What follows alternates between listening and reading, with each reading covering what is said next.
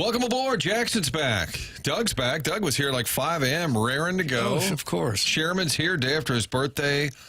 Where's Tim? Where is Tim? Oh, Where is no. he? Gosh. Where is he?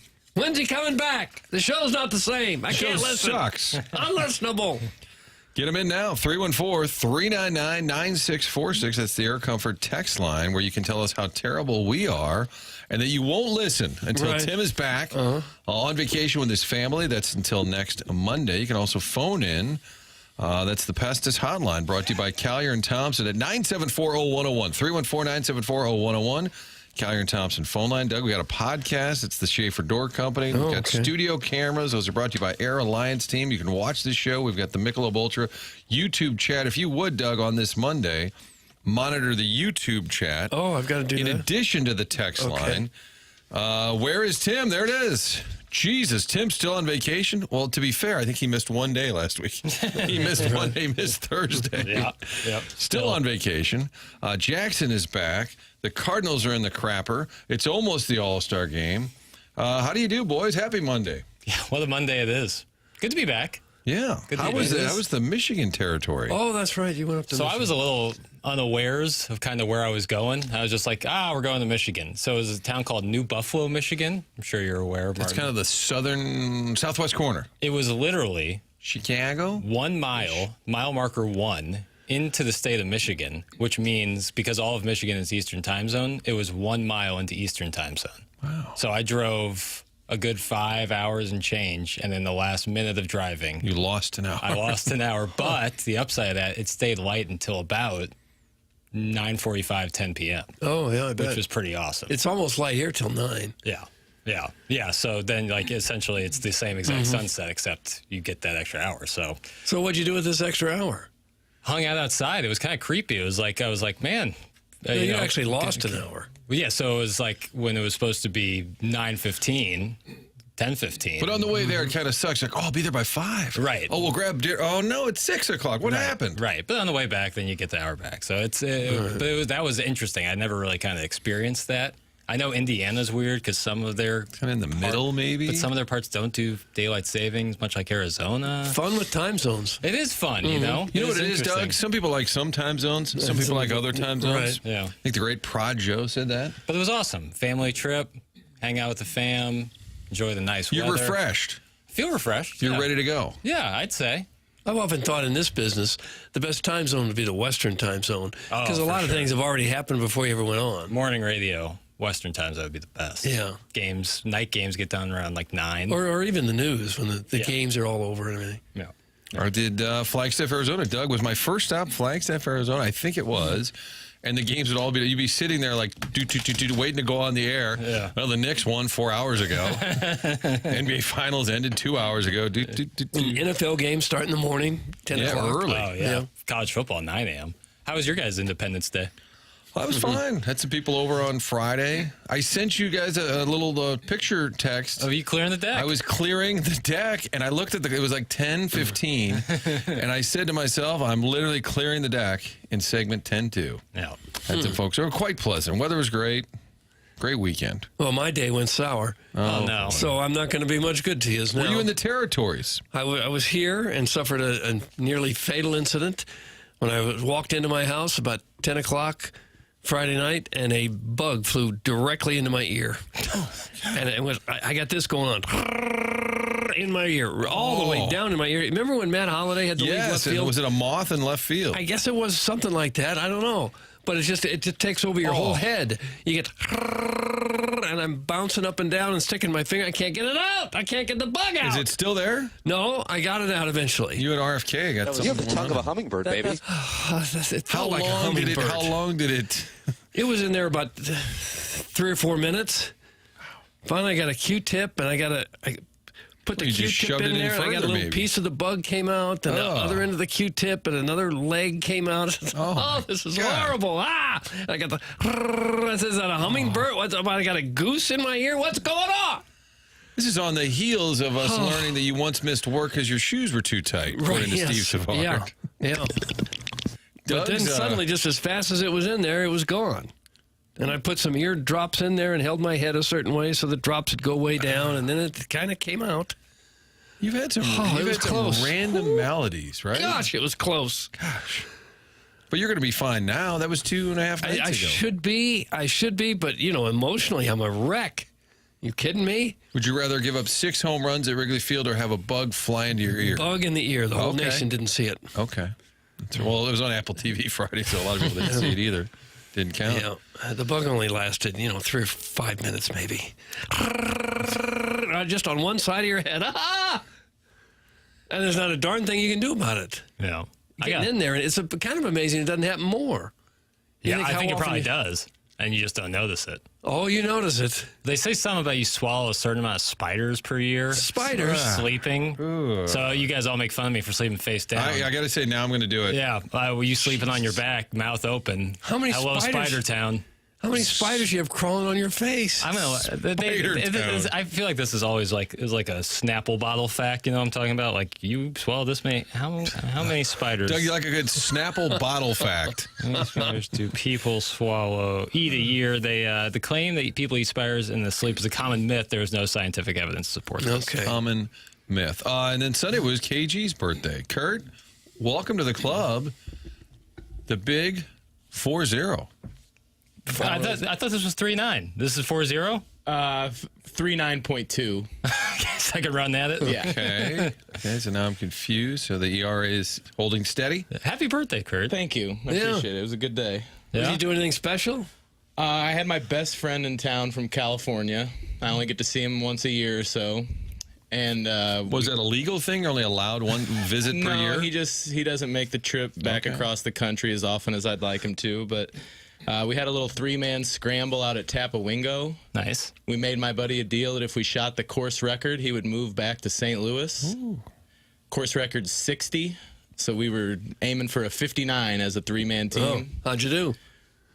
65. So we made a run at it. Well, you're staying put, though. But, yeah, it was a good day. My bucket's full, Doug.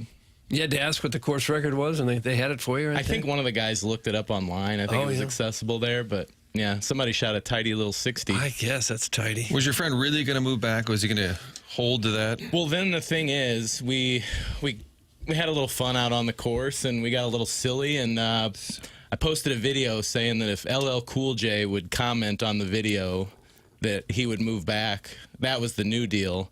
And sure enough, Ladies Love Cool James hopped in the comment section and commented on it. Look at Kurt. Wow. Really? How do you know it was a Rubbing real elbows. What's that, Doug? How do you know it was a real one? He was verified.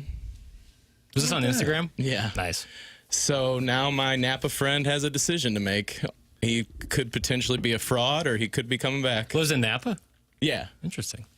You think he's going to move from Napa, California to here? I mean, somebody... Why would you He's laugh? in the middle of wine country, one of the most beautiful areas in the nation. You just described Missouri. Some random person in the comment section stumbled across the video and said, in good conscience, he can't let someone move from Napa to Missouri. Yeah, it'd be pretty rough. Jump out of that. Just send him to Herman. You know, and get him a nice little spot there. But Same thing.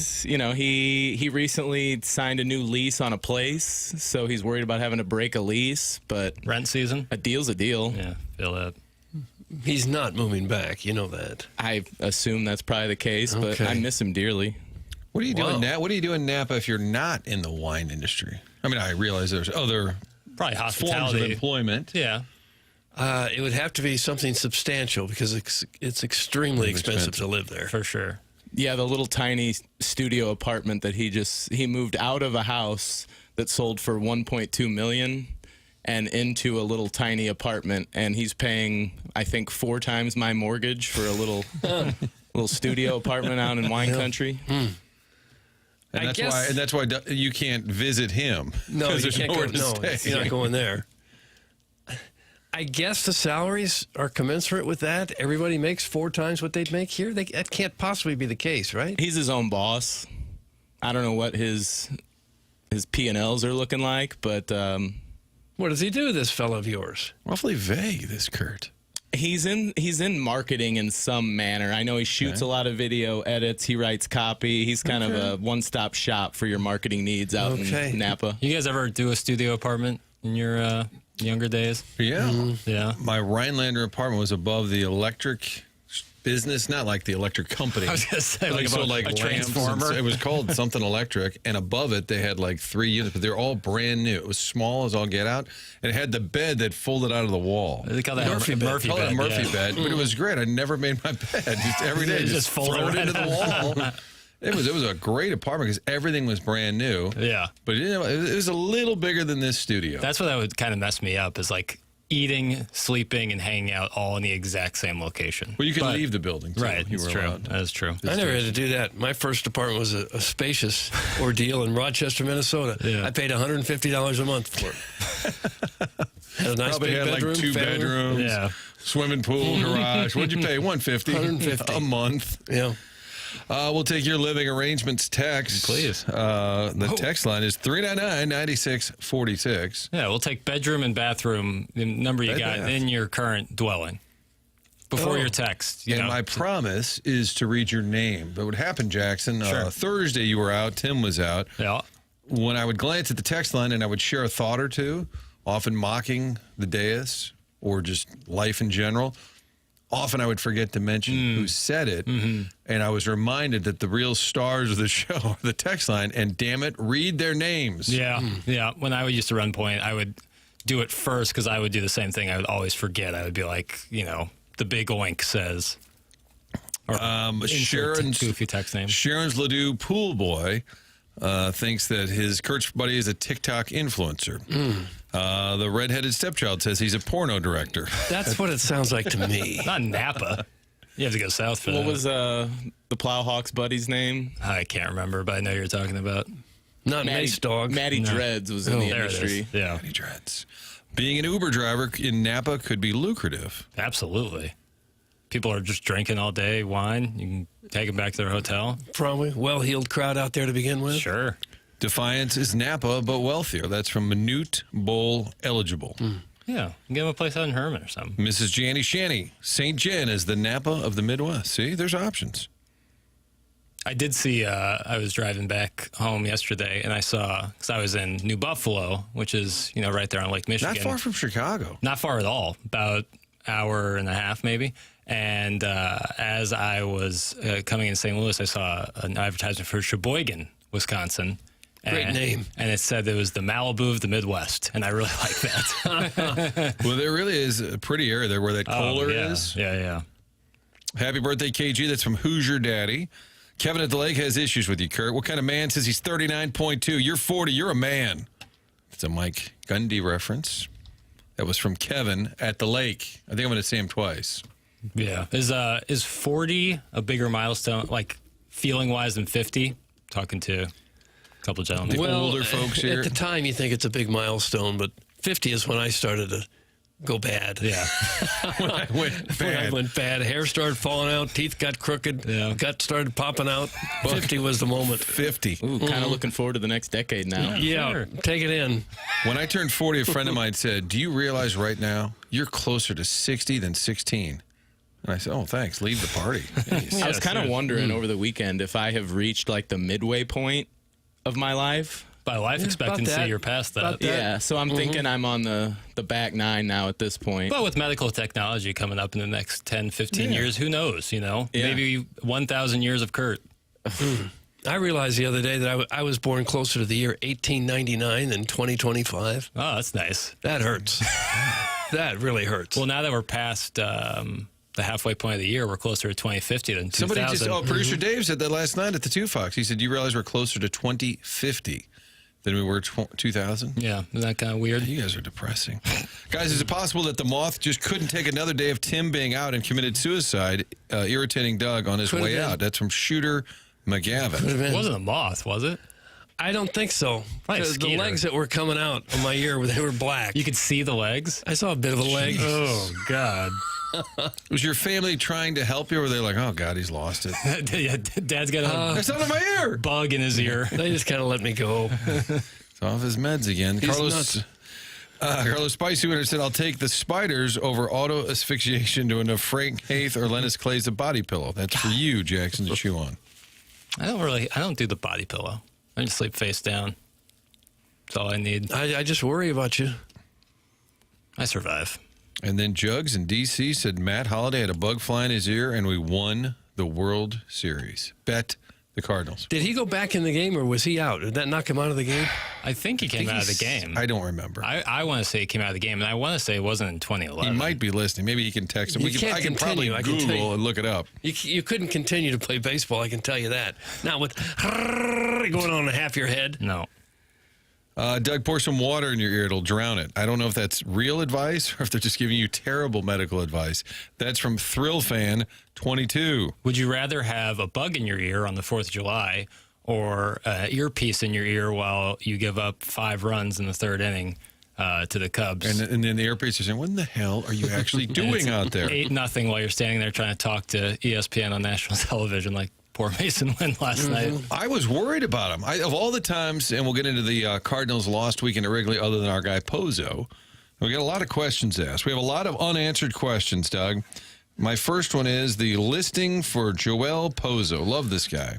He's listed at 5'11", 201.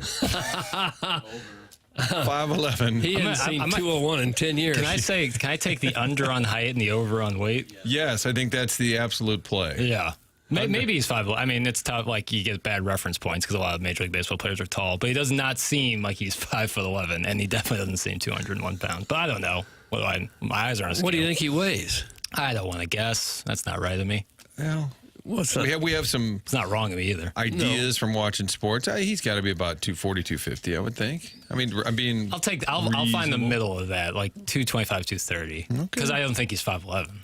He doesn't seem that tall. Okay. Get Fetty on the first flight into the sun, which was referenced, I think, a couple of weeks ago. They wanted to shoot him off into the sun. They'd like to make sure that Michaelis is piloting it.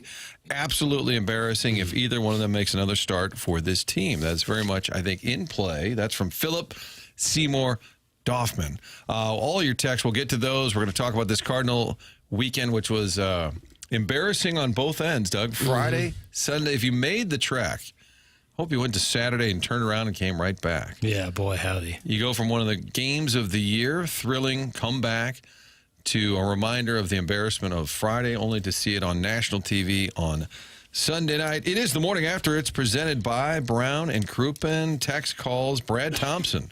Maybe Brad's got some eligibility left. Hop into that rotation. Cardinal Talk on deck right here. TMA on 101 ESPN.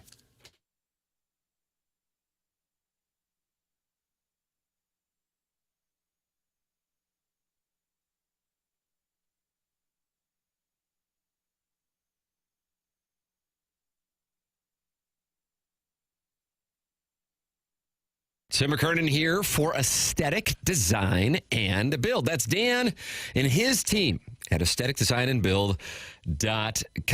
Dan and his team have a showroom in Chesterfield Valley that I have personally checked out. So impressed with both the showroom and Dan and his team that I had them come to my house and got to learn all the stuff that Aesthetic Design and Build can do for our outdoor living space. And of course, they can do the exact same thing for you. It's custom work. They are doing custom work for so many people in the St. Louis area because people know they are the best. From full-on custom decks, if you want to add on a pergola, or this is what we were really interested in, even looking to shade your covered patio with retractable screens. If you are facing the west and that sun hits you hard in the afternoons during the summer, a retractable screen can save the day. They really do have answers for it all at Aesthetic Design and Build. You can call them at 636-532-5008 or visit them online at aestheticdesignandbuild.com and let them know I sent you their way.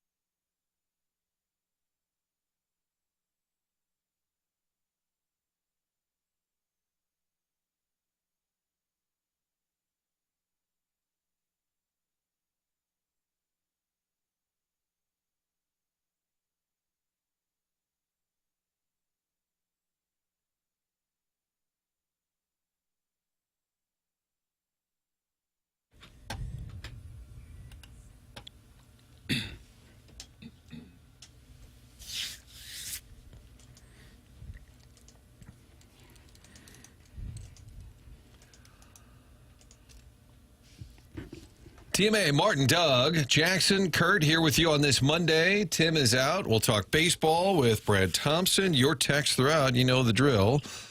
399-9646, phone lines wide open. As Doug's cleared about. Doug, did you clear? Clear the lines. Everybody out, out, out, out. Everybody clear the lines. Okay, they should be clear. We're good now. Almost as damaging to my eardrum as the gong.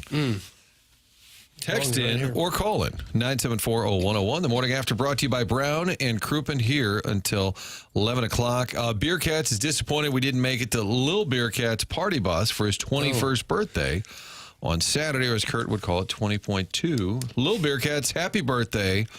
We did not make it. 21. We were offered a ride on the bus up to Fast Eddie's for the weekend, Oh, nice. which would have been fun. Do you remember your 21st birthday, Martin? I really don't. Yeah. I was in college. It's a little different in college Yeah, because now they go, oh, wow, let's go nuts. Right. Like, it's Monday First night, beer. let's go play pool. yeah. Yeah. I don't. Do you? Yours is recent. Yeah. I just remember it turning You ended midnight. up face down in a pillow. Probably at the end of the night, yeah. Yeah, it's in college, especially if you go to like a big state school, it's just not really like as big a deal. It's just like, the relief of not having to worry about. The only thing that makes it special really is the official drinking age. You're now legal to drink. Yeah.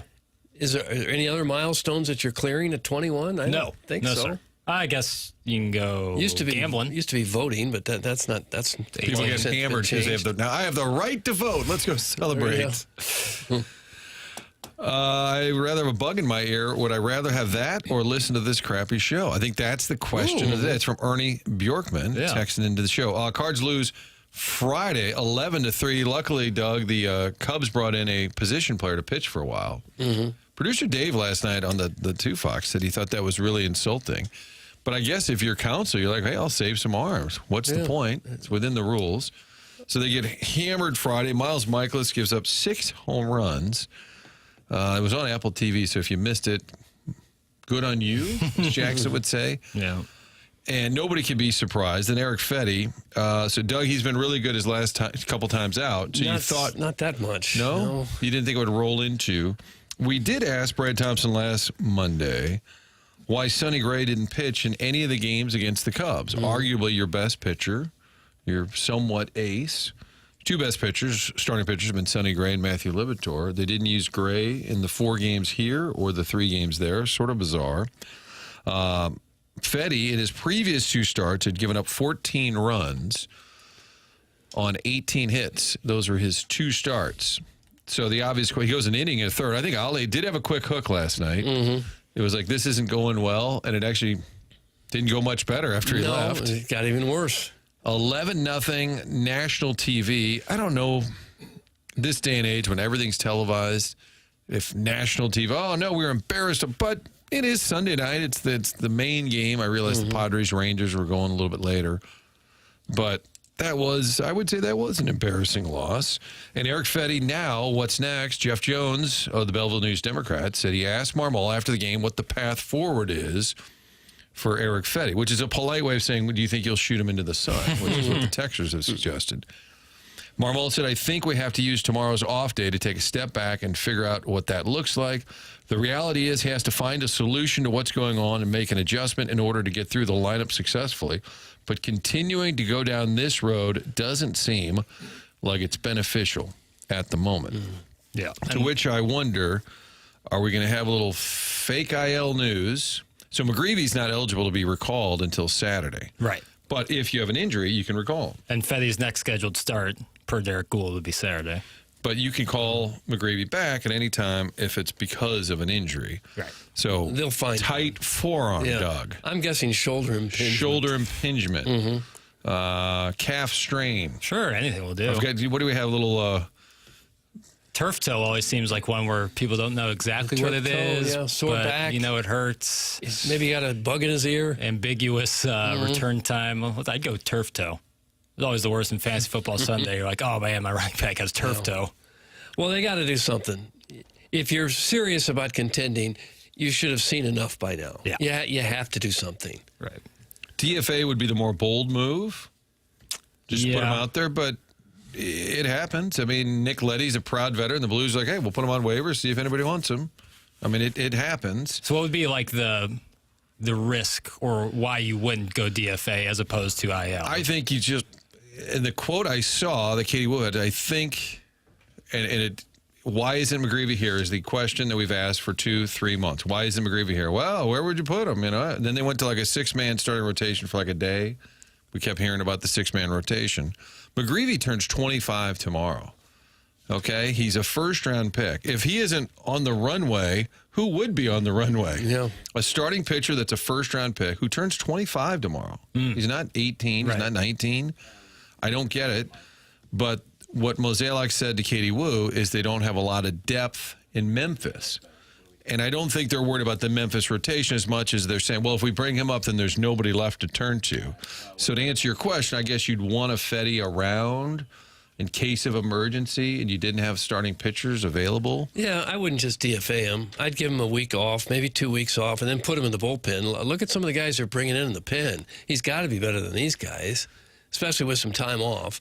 If you're going to have to pay him anyway, you may as well replace Swanson or someone else who's not getting Don't say John out. King. Yeah, my Jackson's guy, John King, is starting to leak a little bit, but in his defense, he's sitting there just having a little fun out in the ball. Get up!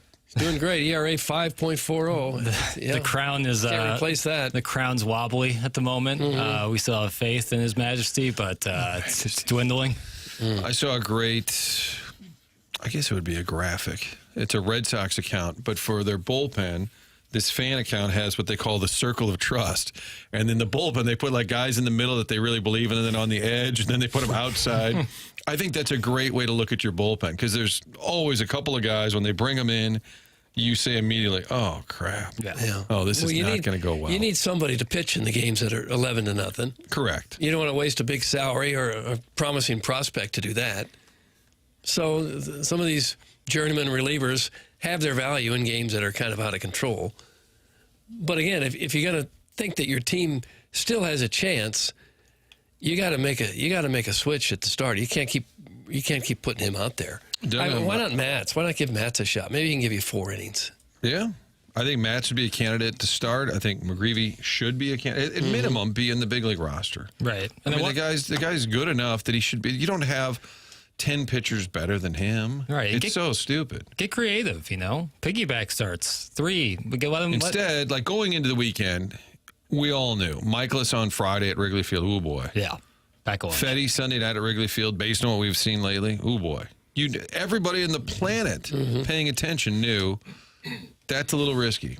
And if you just keep rolling them out, and my honest question to Ollie would be, is it 100% your call, or is it the front office dictating? Because going back with La Russa, Mozeliak, and Tony was mad about certain roster, I think bullpen decisions, and Mozeliak said something like, I pick the players, and Tony said, I pick who plays. They had like a little back and forth. What if Marmol is saying, hey, God, are you serious? What do we want to do here? Well, give him another start, because he doesn't set the roster.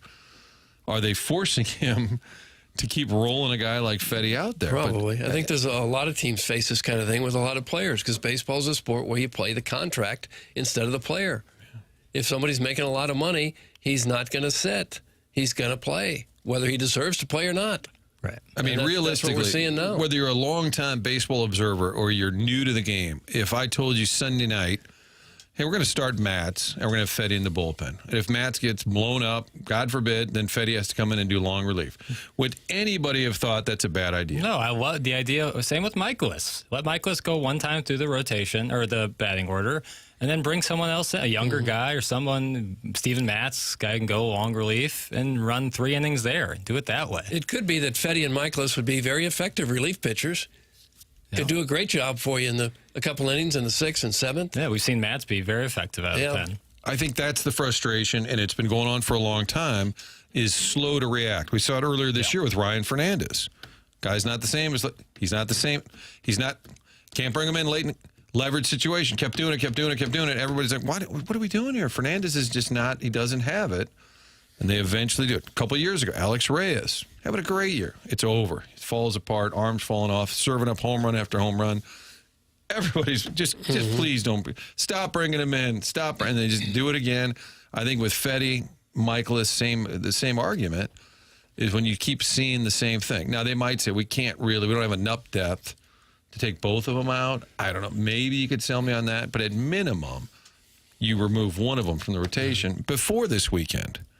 Before this Cubs series, where you're trying to make up ground. You're 6.5 back. I think more telling, if you're trying to compare yourself to the Cubs, you're trying to win a division, in theory, in a weird season, which was kind of described as runway. And they talk again about how young they are. Doug, I did a Google search last night. ESPN has, based on their research, the youngest and oldest teams in baseball. They have the Mets as the oldest team, just over 30 years old, average age. Do you know the second oldest team according to this ESPN research? Not the Cardinals, I hope. It's the Cardinals. Oh, no. Yet it's the youngest. It's the young team. They're younger, and I would say this research is fairly thorough, and maybe, guys get called up and sent down. It can change. But the bottom teams in terms of age, the youngest teams, are the Marlins, the Nationals, the A's, and the White Sox. Does that not fit, right? Younger teams struggling, just kind of starting over. So that tells me that this list has a chance to be pretty accurate. It has the Cardinals as the second oldest team in baseball, yet it's the runway season. And the Cubs are 18 games over, and the Cardinals are 5. Just think of it that way in terms of the disparity. The Cardinal roster just does not match up to the Cubs at all. You look at some of these players the Cubs have, guys right smack dab in their prime, and in Tucker and Suzuki and Happ and Swanson and Horner, and young guys coming up like Crow Armstrong, who's an all-star, and some of the pitchers. Matt Shaw looks like a hell of a third baseman. Hadn't hit yet, but he looks like Scott Rowland at third base. And the Cardinals just don't have anybody like that. They don't have anybody that you look at and go, wow, this guy's a star. I mean, they got nobody. Michael Bush looked like Lou Gehrig this weekend. Did you want to say you got to love it every time he had a home run? Yeah. And there you have it. Just couldn't get him out. Yeah. Doug, do you want to talk to the folks in Quincy are fired up? Oh, well, sure. Yes. Is this Mark in Quincy? Welcome aboard on TMA, the Morning After, presented by Brown and Crouppen. Thank you. Yellow. Yeah, are you there? We're here. Yeah, we hear some noise in the background. Turn the tractor down. I feel like you guys need to do a eulogy. I don't know that. I guess I'd have to start out with, I'm glad you guys, I wish you guys were on Sirius XM so I could tell you exactly how I feel. Oh. But that wouldn't be appropriate. So, No. I don't know. I feel like we blame Mozeliak all the time as Cardinal fans, and I don't care. His hands are tied. You can put Bloom in there, whatever you want. The owners need to sell the team. This is stupid. I mean, they're an embarrassment. I think this is more what we knew they were than the way they started out. And Marmol has no control. We've had nothing but a yes man in the manager's position since LaRussa left. Because they didn't – LaRussa told them who he wanted and helped build the team, and they didn't want that anymore. And now they don't have it. And I guess they're happy with this. The owners should be as embarrassed as the fans are. Yeah, and I think on Sunday night national TV, if you're the owner or anyone running the Cardinals, you say, gosh, how? And granted, you could say 2 weeks ago we beat them twice. We were right there with them, got to 2.5. Thank you for the call. Mark in Quincy on the Callier and Thompson phone lines. But I think the argument has been by a lot of fans who are frustrated, what's the bar? You're the St. Louis Cardinals, raise the bar, contend not just to be a wild card, contend for championships and put a better product on the field. And I think what you're saying, Doug, just looking at now, Suzuki's having a monster year, didn't even make the All-Star team, as weird as that is. Pete Crow Armstrong, they got in the Baez deal. That was a smart move, dumping when they did. So overall roster, yeah, their roster looks better. And how does it happen that you're in this runway season, too, where you might be one of the older teams in baseball? How does that even make sense? They got no balls, okay? I want teams with balls. I want guys with balls. I look at the Cardinal lineup they put out last night, 5 through 9 was Pozo, Nootbaar, Sajasi, Pages, and Hampson. I mean, that's not going to win anything, guys. You're way, way behind the Cubs in what they're putting on the field. And I don't know how you could say the future looks bright. I mean, Wynn looks like he's going to be a promising player. Who else among the young guys? Am I missing somebody? There's really Sajasi has a lot of promise. Not many young pitchers that look like they're going to be front of the road. Maybe Libator, but, even he's getting in the mid-20s now. But the rest of the rotation's old. Right. I mean, Yeah. other Palante. Okay, so you have Sonny Gray, 35, Michaelis, 36, Fetty's early 30s, something like that. So, yeah, again, where's your pretty much have to start over. What La Russa had Yeah. said, I think, in one of the recent visits when he came here, Dave Duncan sold him on it because he said they got this Matt Morris, they got this Alan Bennis, and they had all the young pitching that you could see was going to kind of carry the day. So it is 162. You don't want to overreact, but I think the Cardinal model has just been overly pragmatic or patient, and I think fans are just saying, God, you're 5 over, you're not 5 under. That's great. But I think it was just a sign that Cub. I mean, again, I kept looking at it. I'm like, wow, they're 18 games over. Yeah. And to be fair, they've hit other rough patches this season, and we've said, that's it. They're done. It's over. And then they surprise us somehow and reel off a few wins in a row and get right back in it. So maybe they'll do it again. It's just this road trip was really horrendous. But it couldn't have gone much worse. You could lose the Cubs and lose a series and say, well, it happens. But when it's Michaelis and Fetty just getting tattooed, you knew that on Friday. Yeah. You probably woke up Friday, and if I said, Doug, you think Michaelis might get knocked around today? You'd say probably. Mm-hmm. You think Fetty will get knocked around Sunday night? You'd say probably. I think that's not a second guess. That's probably a first guess. We probably haven't said it. I know on TV Thursday night I said we were joking, Doug, that it's the 4th and we might have fireworks at Wrigley, both literal and figurative. So the Cards lose the series. They're off today. They're back home 6 straight. The Nationals just fired their manager and GM. Mike Rizzo had been there forever. Not as long as Mozeliak. He'd been with the Nats since 2009. And they do this a week before the draft when they have the first overall pick. That would lead you to believe they're going to replace these guys with someone within the organization. How could you come from outside the organization and suddenly do all the research and know who you're going to pick first in the second round? And that would be tough. But they probably, don't you think, the director of scouting or whoever worked for Mike Rizzo, they probably have a team in place. It tells me they didn't want him anywhere near the draft. I guess that's what it is, yeah. He was always the guy that would sign the Boris clients. If you had a Boris client and he needed a new contract, you'd go to Mike Rizzo, I swear. Well, I hope the Cardinals draft some pitching. Good Lord. I mean, you got Quinn Matthews, and he's kind of ripped through minors. Isn't that someone who you'd like I think to he's see? been injured a little bit this year. So in the distance, maybe a Tink Hence, Quinn Matthews. Quinn Matthews gave up 7 earned runs in the entire month of June. Well, then why is he in the minor leagues? That's right. I don't care if he's 20 years old. If he's the best 24. you got, get him up. Yeah. JJ Weatherholt's hitting. He's got like a 436. Yeah, 436 OBP, then double A. But you got young guys, but they're like 22, 24, Weatherholt, Matthews, respectively. That you stop being young around like 20. Like what's young now? Yeah. 28. No. 28, you're probably a year past your optimal level. They say that your age 27 season is supposed to be your prime. Well, I'd like to get these guys up a little bit before their prime. I would too, especially if they're tearing it up. Sure. Why do you let somebody tear it up in the minors when your major league team is struggling? I'm with you. I know there's contracts come into play, and it's not as easy as bringing guys up and down like yo-yos, but at this point, you would think you're going to have to do something. Well, I think what the fans were willing to buy into this year, somewhat, is that, okay, we're going to play the kids. And everybody said, all right, well, let's see what we got. But then you watched the starting pitching, and you knew that going into the year. It just didn't fit the narrative. That's what it doesn't make any sense. And who are the kids we're watching?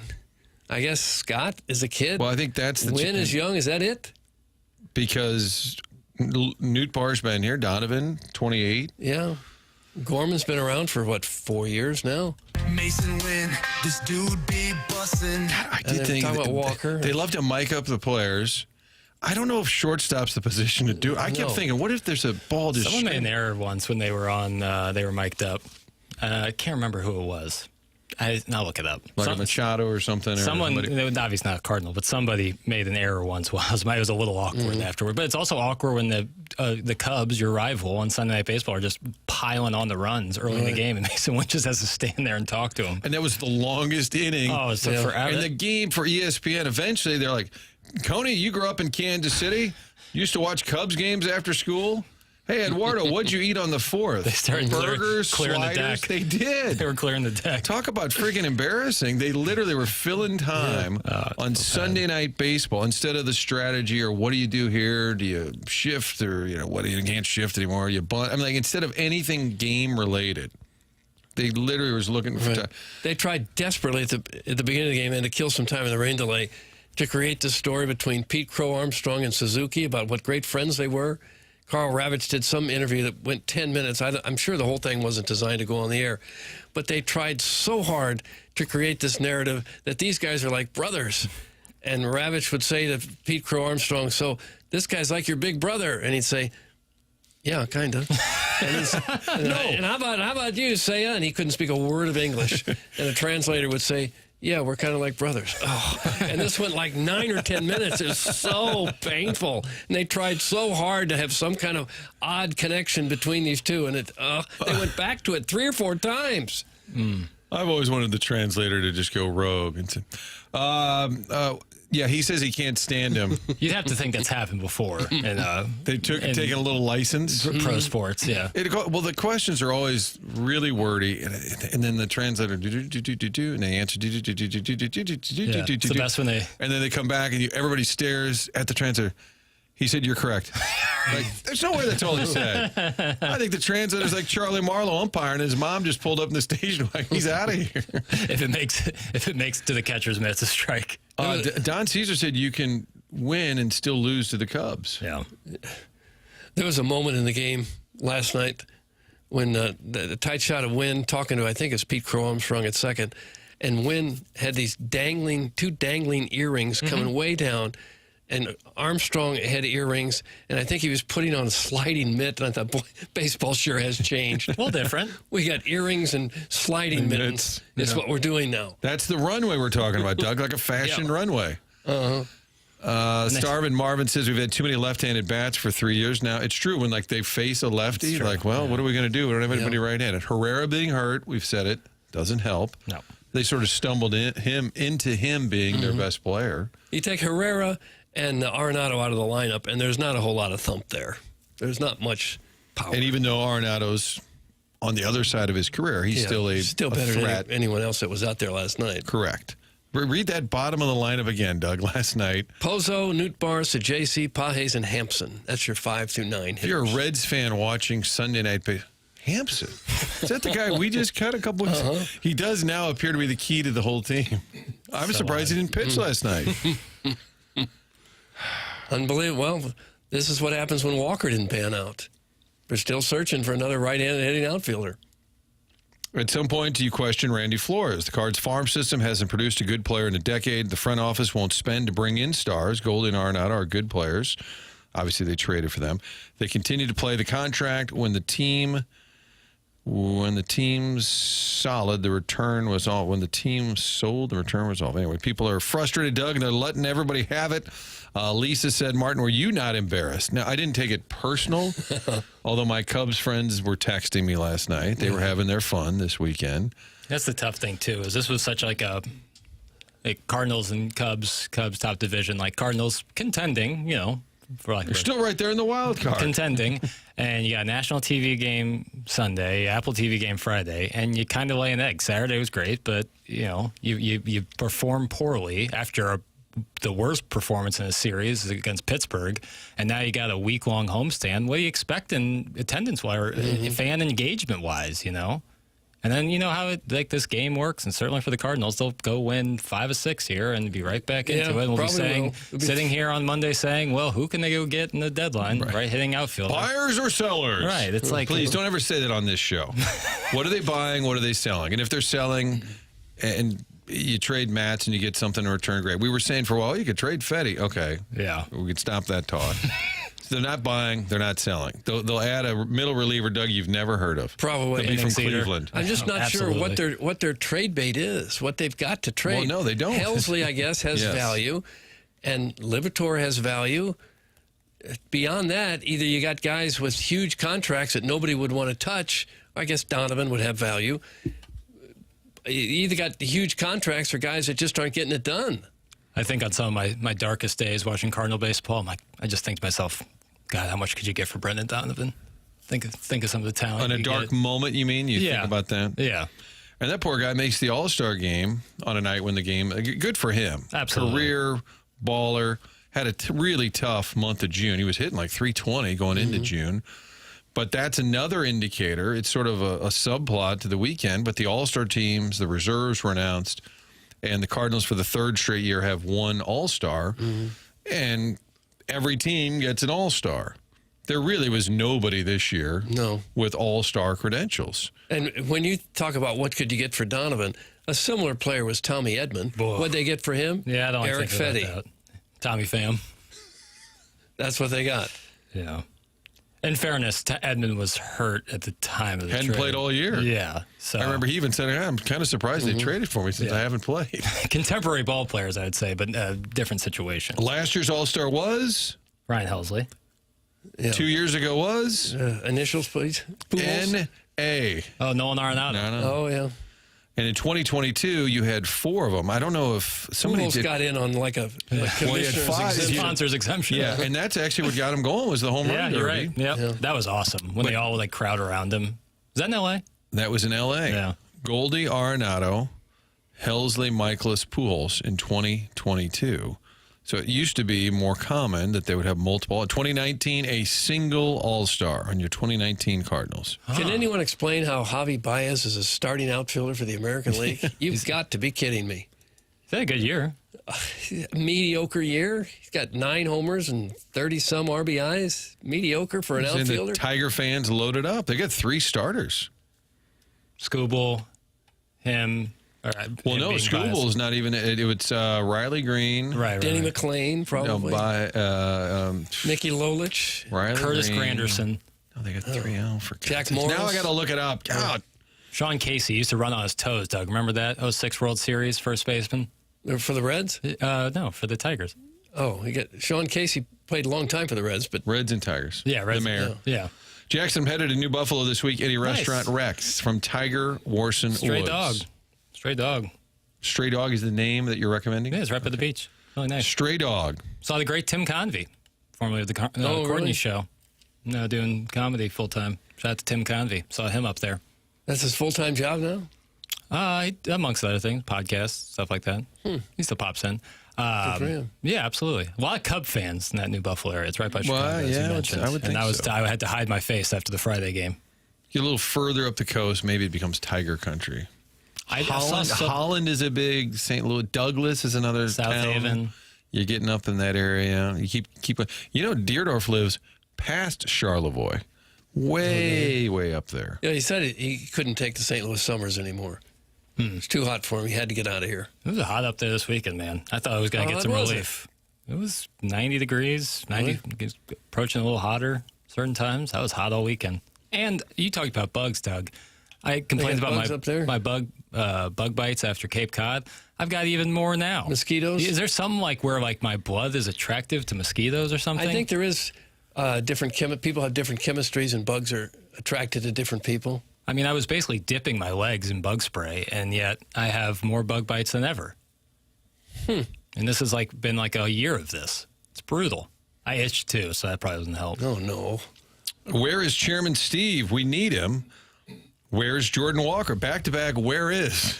Jordan Walker is still out. Appendicitis, I think. Yeah, I don't know what, because before that, was it the wrist? It was a So I wrist don't issue. think we've had an update on Walker. There's your right-handed bat. I'd like to see them draft someone who actually will play the position that he plays, not like, oh, he's a catcher, but he can't catch. I like those guys, though. John Mozeliak had a bug fly into his ear once. This is for you, Doug, since you had a bug in your ear this week. It's still there. It's been running baseball operations since 2014. Oh, the bug has. That was the worst interview I've ever seen from the 636. Oh, it was painful. Are they And talking about kept the going- Mason win? No, it was. Or you're talking about the Suzuki? Yeah, I'm they sorry, I tried missed so it. hard to get this connection. They'd say, "So I hear when Suzuki gets a hit, you feel like you got a hit right next to him." Oh, well, yeah, and that would be the entire answer. Okay, where are we going now? So they missed the more obvious. It sounded like Mason Wynn and PCA were kind of friendly and knew each other for years. And then PCA, Pete Crow Armstrong, got to second base, and Mason Wynn said, "What's your walk-up song?" I couldn't hear because they're cheering so loudly, chanting PCA MVP. Professor Roy Hinckley thinks we should just bring on the bananas. Is that soon? That was the makeup. I saw a little bit of that on TV for the first time on Friday or Saturday night. I forget. They sold out Fenway Park, and I lost the game. Apparently, I didn't think they ever lost. But it looked like it was entertaining. Sure. They lost. They were like, I think they I did. thought it was like a Globetrotters thing. They played the firefighters. I think I saw that they lost. Oh. Listen to this. Hap, first rounder. Tucker, first rounder, trade with Houston. Suzuki, international signing. PCA, first rounder, trade with Detroit. I think it was the Mets. Swanson, first overall. Bush, first rounder. You got to love it. Kelly, second rounder, former Cardinal draftee. Horner, first rounder. Shaw, first rounder. The Cardinals. Swanson was a trade, though. I'm sorry? Swanson was a trade. Trade or sign. Free agent. Signed, yeah. They're saying all these first rounders, a lot of talent there. Well, you could say the Cardinals. Hey, Gorman, Walker. There's plenty of first, not as many, but first rounders who have not panned out. All right, we got to get to the break here. It is the Morning After TMA, presented by Brown and Crouppen. We've got the Mick Ultra. Doug, are you watching the YouTube chat, which is presented by? Okay. Look at that. All the talk that's going on. Rams used to draft tweeners all the time. Visually, PCA and Suzuki look like brothers, though. Yeah. Yeah. Not that much. PCA looked like 2012 Marco Scudero. I swear they know what pitch is coming. There was some thought that Fetty has been tipping his pitch in recent starts because you rarely see a big league pitcher who's been around a little while just get teed off on as consistently. And that could be a little bit of what they've been talking about. I think Ollie indicated there that something's going to change. That they're not just going to roll him out there again. You'd be shocked if Fetty makes that start. Correct. You can't. And especially, like we said, when you're offering, this is a year for the younger players, there's runway. We've got clearing the deck. I really want to get into the guy whose food was getting stolen at work. I'm fascinated by that story. Brad Thompson joins the show. You're part of it as well, texting, calling. It's the Morning After on 101 ESPN.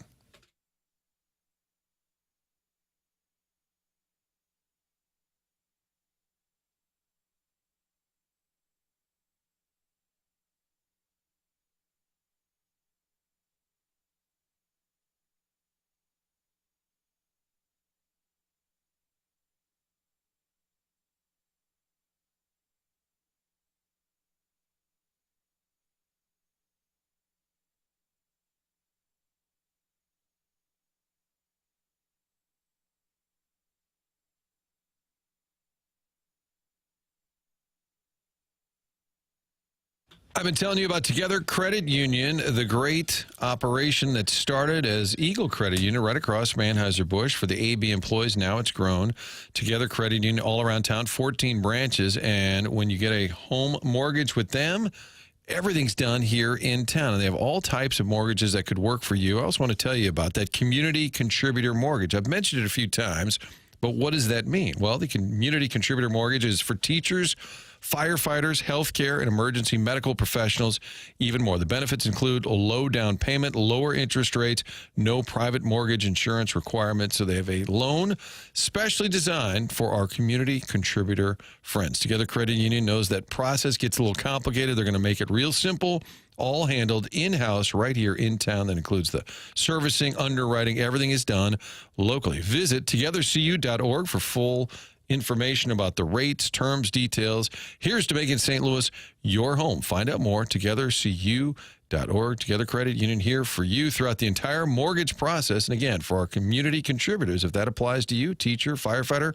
healthcare, emergency medical professional, get online. Together Credit Union, an equal housing lender and federally insured by NCUA.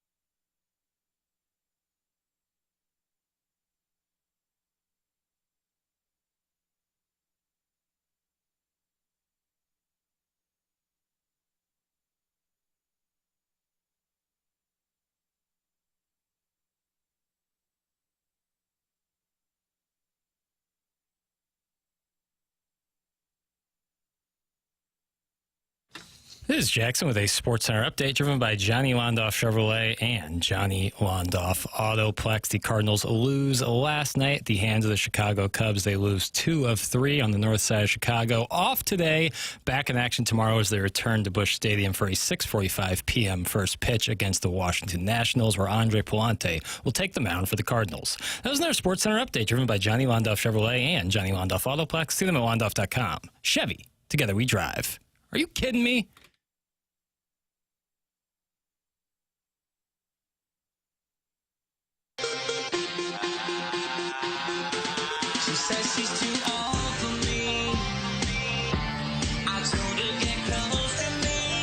Joshua done.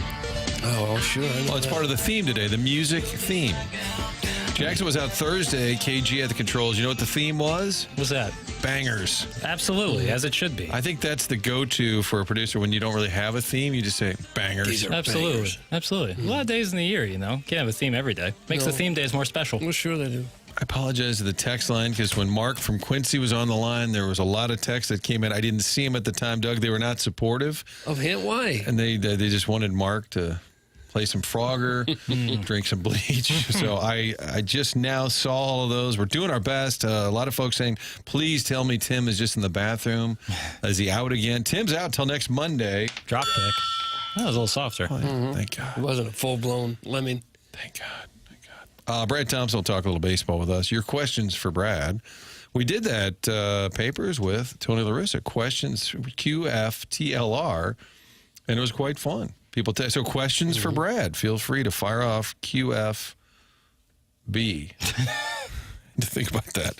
On the text line, you can be part of the show at 399-9646. And I think if you want to change your text inbox name, what's the ruling until Wednesday? You know what? I'm going to give him the whole week. Wow. I'm going to give him the whole. We're basically taking the first half of July, and then we're going to be changing names because I'm going to be honest. I'm going to be sparse with it this week only because of a little extra do. When you're a man down, there's more to do, and so it's tougher for me to just be right on there with it. But I will do my best to get everyone's name changed or added so that they can feel more a part of the program because we want you to be a part of the program. Well, sure we do. Texting on in. And maybe on occasion, while you're doing kind of dual duty, kind of helping host and putting names in. Yeah, a lot of people are concerned about the drops. Jackson, can we just have a little drop fest for those? Okay. There are some concerned that you're not doing your drop duty, and just go nuts. What do you got? That'll do it. Back to you, Steve. Well, thank you. Appreciate it. Let's have a balloon party. Ain't a coach in this gym can take this whistle from me. I've been listening for 2 minutes and have no idea where the show is going. I like his stress sounded There's a high mad. bar set here for coaching in St. Louis, apparently. Naked bodies. Matty Moss, the Columbia Beaver. You want to talk about golf? That's what I liked. Well, you guys nailed it. There you go. Do you feel better? All right, there you go. Jackson Burkett on the drops today on the morning after. Tim's back next week. Martin, Doug, Chairman Kurt. And now they're going to just start requesting drops on the text line. Whatever they want. If you could, Jackson. We had a Sadie Hawkins at the beginning. I forgot to offer it to you what the lead was. Cards-Cubs weekend. U.S. men's national team losing the Gold Cup final 2-1 to Mexico. Or City losing.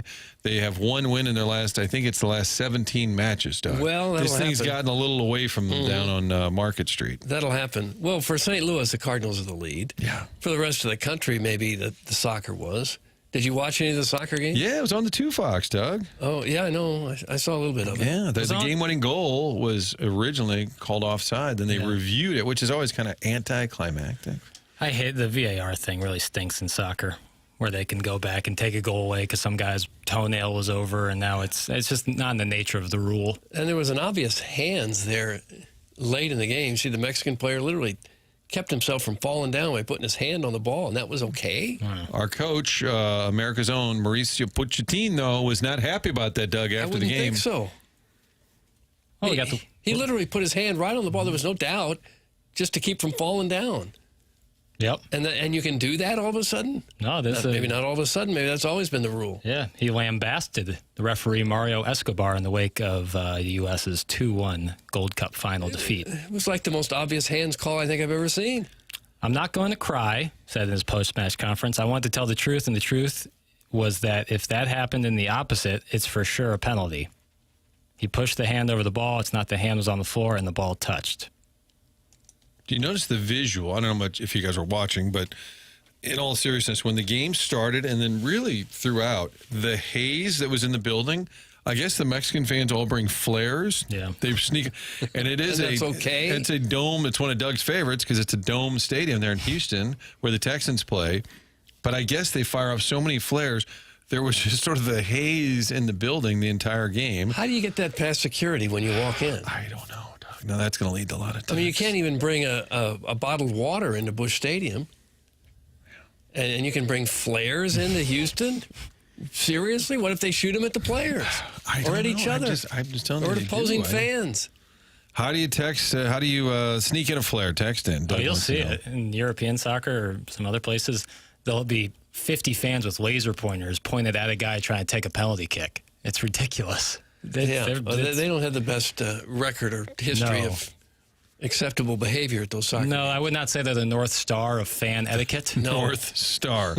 Literally no one, and I mean no one cares about that soccer game. That's from Eric in the Central West. I think the lead up, because I mean the World Cup will be in North America next year. Games in Kansas City for sure, and I think people are getting a little excited for that. I love the World Cup personally.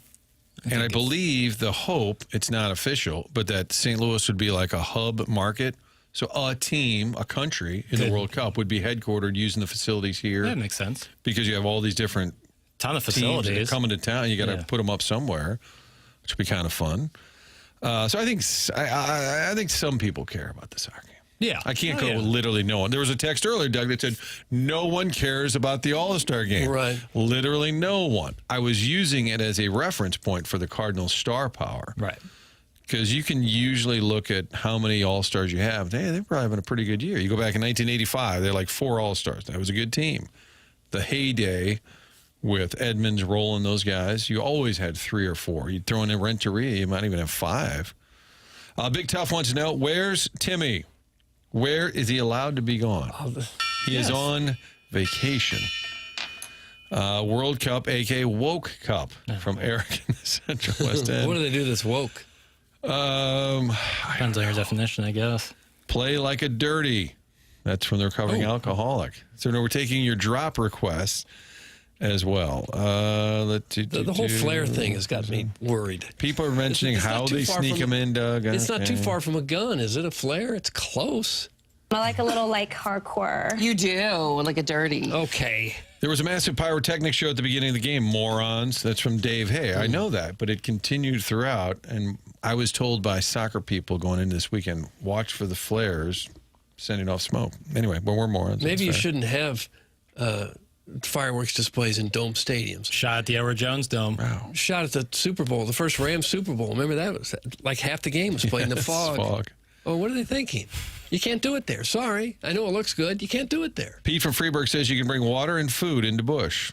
You can also I'm pitch. definitely bringing food. I tried to bring a bottle of water in there, and apparently I had opened it, and they wouldn't let me in. Oh, I had it's got to be sealed. Had to throw it away. Yeah. Why would that matter? Well, I think that For your own safety, you don't want it It's like the open. same rules as like the airport in terms of like liquids. Yeah, I could have loaded it with nitroglycerin and blown the place up. Right. Okay. That would be, I guess, the fear. But if it's sealed, then yeah. But you can bring food in. I used to bring in White Castle all the time.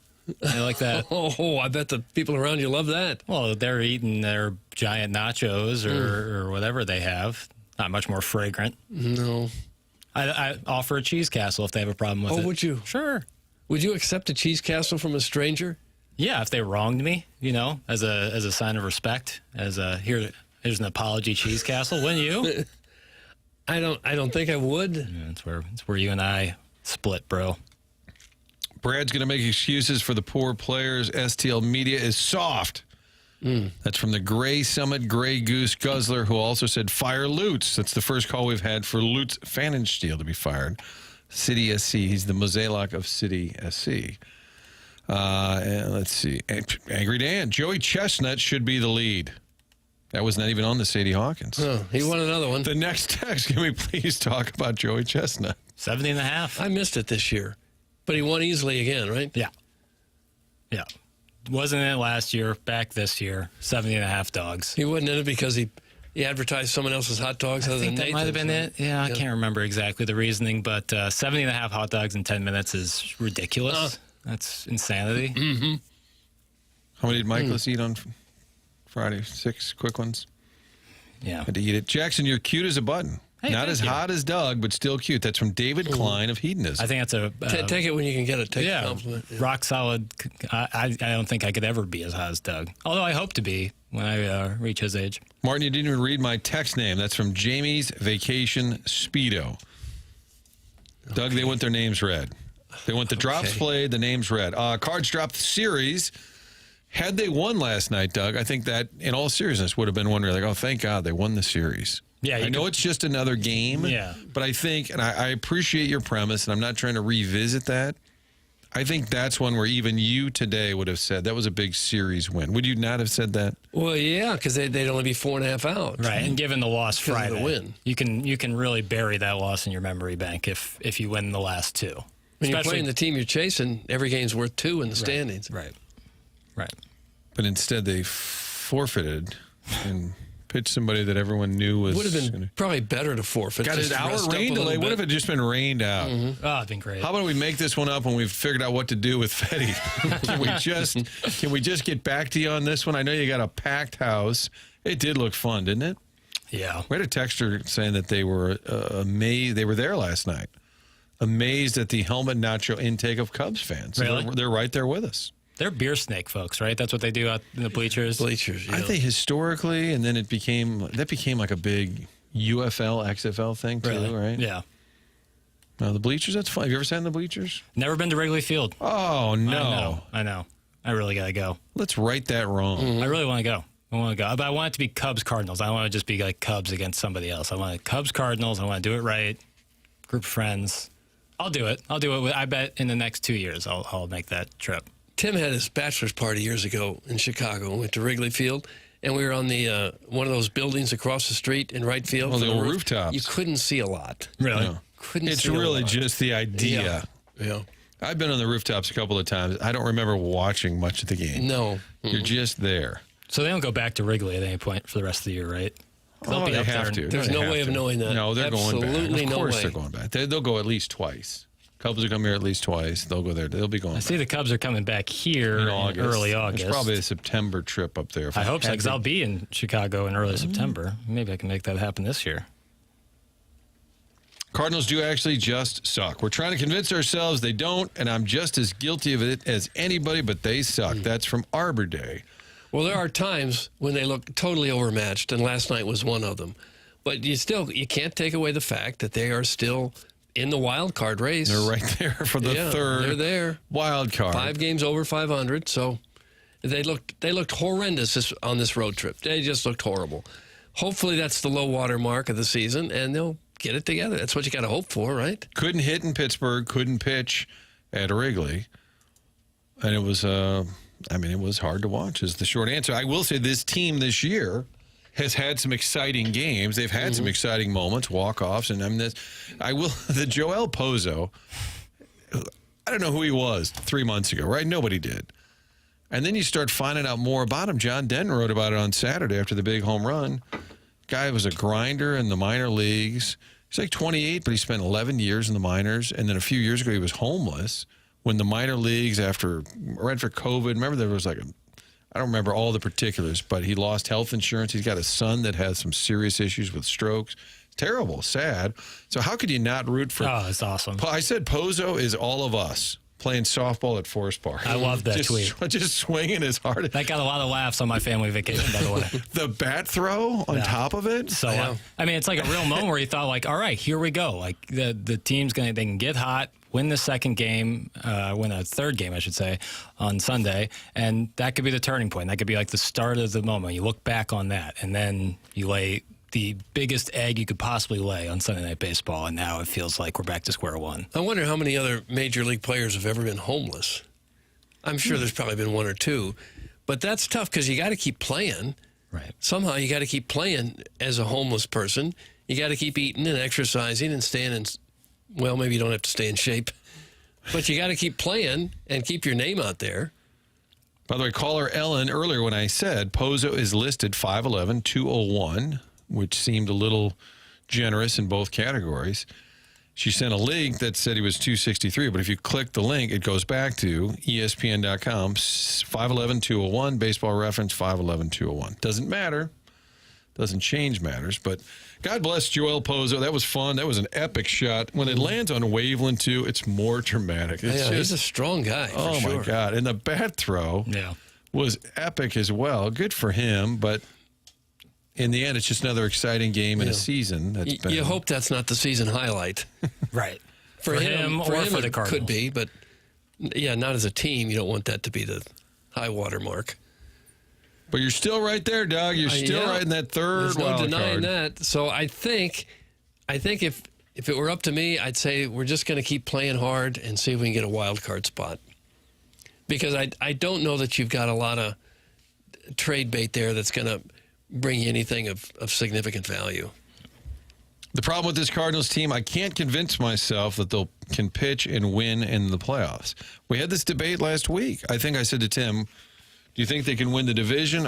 I'm paraphrasing now. I think we're like, no, but can they win in the playoffs? Sure, why not? With the format the way it is, Libator and Gray, maybe. Palante's been pretty good. Yeah, I mean, maybe you can win a series. You just got to figure out right now for the next second half of the season, those fourth and fifth starts are just atrocious right now.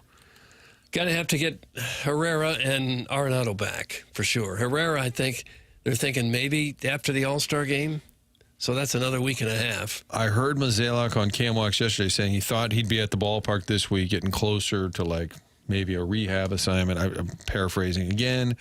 I think he's getting closer, but you can tell they missed that bat. They really right-handed. I mean, you think of that lineup when you start talking about Burleson and Newt, Donovan, lefty, lefty, lefty. They've been that way for a while.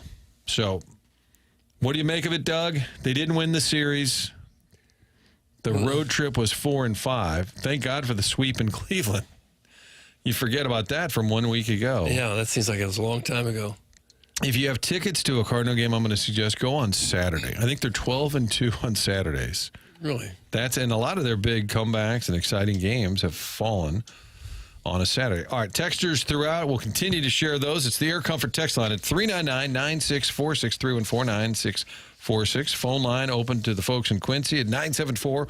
Callier and Thompson phone line. It's the Morning After presented by Brown and Crouppen, and Tim is here. But Doug, this will help folks. What? They get to hear Tim's voice. Talking about mentality. Mentality is a local healthcare facility where you can get your numbers checked. If you are dealing with low energy, low motivation, you've put on some weight, maybe you're working out, but you're not putting on muscle like you used to.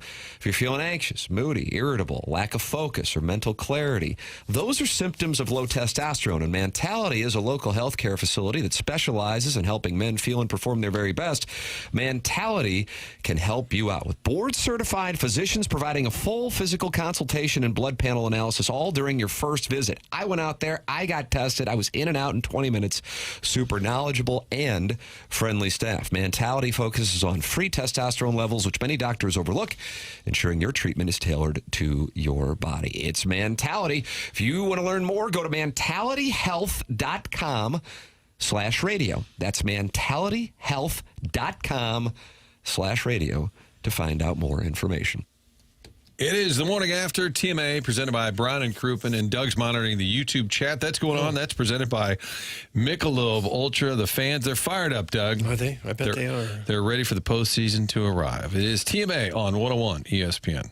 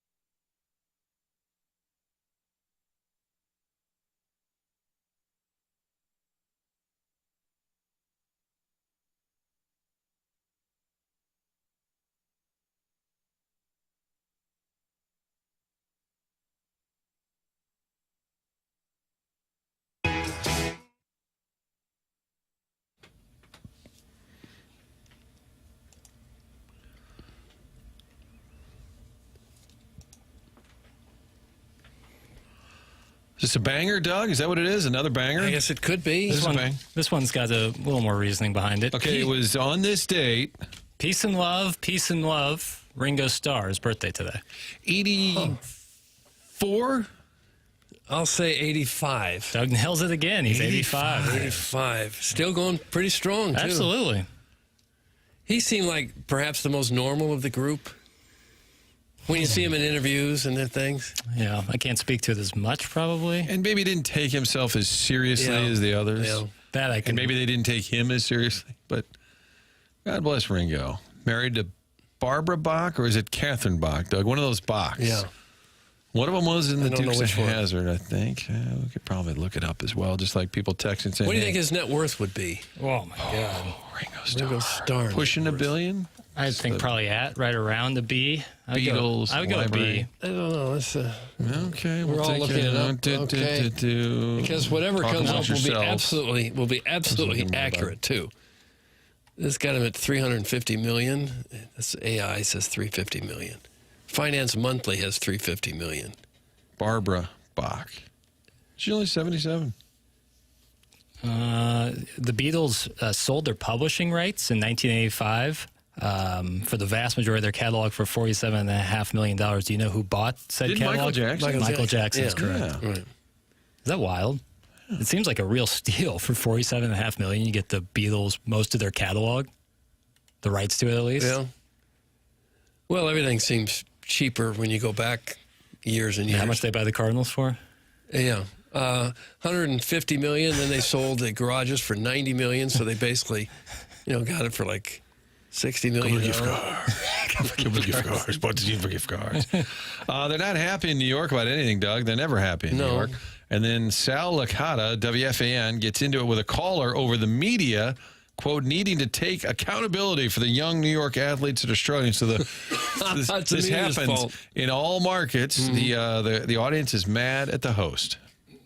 I mean, these kids are all young. They come up here. They don't arrive here with that deer in the headlights look. They leave New York with that deer in the headlights look. And you guys have to take some responsibility. You guys badger them all day long on this station and Facebook and all social media outlets, and you don't think these players read this? Accept some of the responsibility. They don't come here that way. They leave here that way. Where is Gleyber Torres this year? He's on the All-Star team. Yeah, okay, he's on the All-Star team. Why is that? Why? You think, and that's my fault. That's my fault.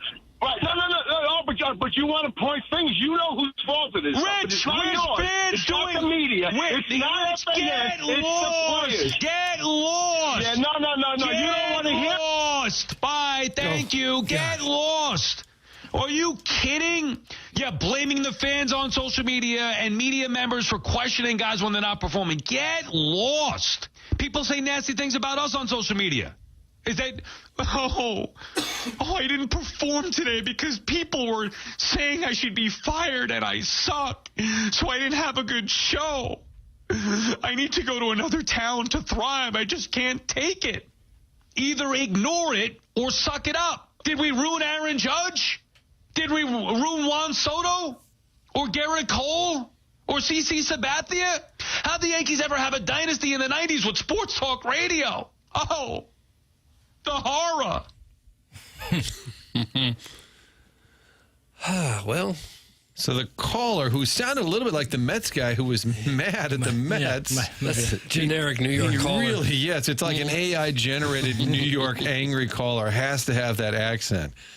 But Sal was trying to talk, and he just said, get lost. But he was saying, you guys are badgering these guys. It is a different world in New York. But Sal's got no time for it, Doug. No time for it at all. I suppose you could probably find somebody that was really damaged by negative media coverage he got for years. So the question I put in the dossier, given that you guys have worked... The Stiefel dossier. That's right, the Stiefel dossier. You guys have worked in media for a long time. Do you think guys actually listen and take what the media says to heart? And do you think it's more common for them to listen and read things now than it was 20 years ago? We had this debate, and then Matt Holliday said he thinks more likely now that they do pay attention because you almost can't avoid it. Right. Yeah. I don't know if you'd take it to heart. I would think it could frustrate you or annoy you. Let's just say you're driving around and you're flipping around. They're like, this guy's the worst ever. Like, Oh, they're talking about me. I think it could be frustrating, but I don't think it would eat you alive. But I guess it depends on the player. Yeah, you couldn't let it eat you alive. Right. Or it would. Right. But everybody's addicted to their phone, and if you're a 20 or 30-something athlete, I'm sure you're just as likely to be had your head in your phone all day long as anyone else. Long plane rides and everything else. I'm sure they're scrolling social media and see what people are saying. You couldn't help it. Right. And baseball, maybe, and this is, I'm curious what you guys think, like, it's pretty obvious if you're doing well or not, you know? Like, obviously there's times where you hit it hard to somebody, and but if you're hitting under the Mendoza line with a lot of strikeouts, you can't be like, well, but I'm playing well. Like, whereas in football, you know, some of the things might go unnoticed, or basketball or hockey, there's some intangible things, or some things away from the ball/puck that you can do. In baseball, it's like, are you hitting or are you not? You know, and it's not going to be a shock to them if they hear a sports media person say, like, you're not playing very well. I bet when you're playing well, you're much more likely to scroll social media and see what people are saying than when you're really struggling. Yeah. That's when you probably stay off it, not wanting to see what they're saying. Right. It is a good point about the stats not being an indicator. So during the middle of a Blues season, you could say, oh, this Foxa, he's playing great. He's really making a difference. But you look at his stats, he's got 4 goals and 12 assists. But they'll rave about what he's doing, and it's probably legit. You know, an Oscar Sundqvist. You just look at his stats. Oh, no, we need more from him. Oh, he's playing great. He's one of our top performers. He's upsetting a lot of apple carts. Yes.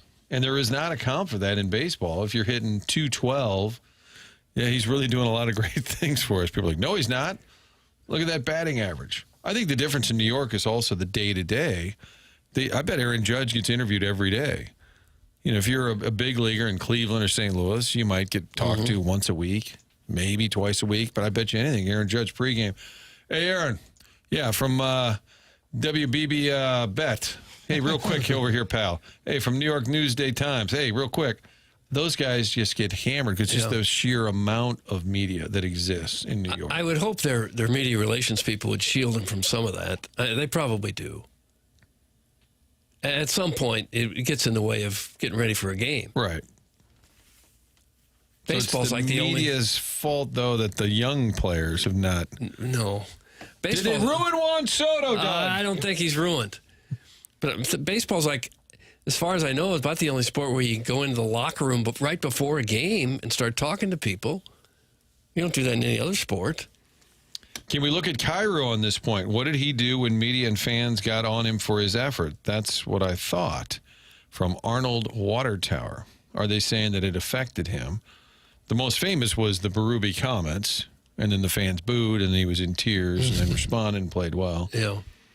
I think that was a little beyond even a media, although there's a lot of Cairo media critique. I don't know how aware he is that he at times has been like the whipping boy. I mean, there are people would be critical of Parayko for years. Oh, I wish he'd do more. I don't think he ever knew that, or it never got to him.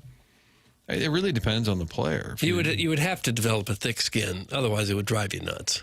And they probably talk about that within the team. Pay no attention to this stuff. We know who you are and what you're doing, and your teammates know. And the tough guy sitting in front of a keyboard in his basement, he doesn't know. So it could be a consider the source type of way that they deal with it. You guys will never get calls like that guy because you're simply not as controversial as NYC media. Still love TMA. That's from Rodney in the car. Hey, we had Mark calling the wits out on this show. Sell the team is what I heard. I heard sell the team. Tell me that's not passion. Tell me that's not what people want to hear. Come on now. Hey, New York guy, call in here. Yeah, for real. Blame Jackson for the terrible pitching we saw this weekend. Is it fair to demand the team be sold after you had like 25 really good years? Right. And then a couple of down years? That's it. You're out. Sell the damn thing. Probably not fair.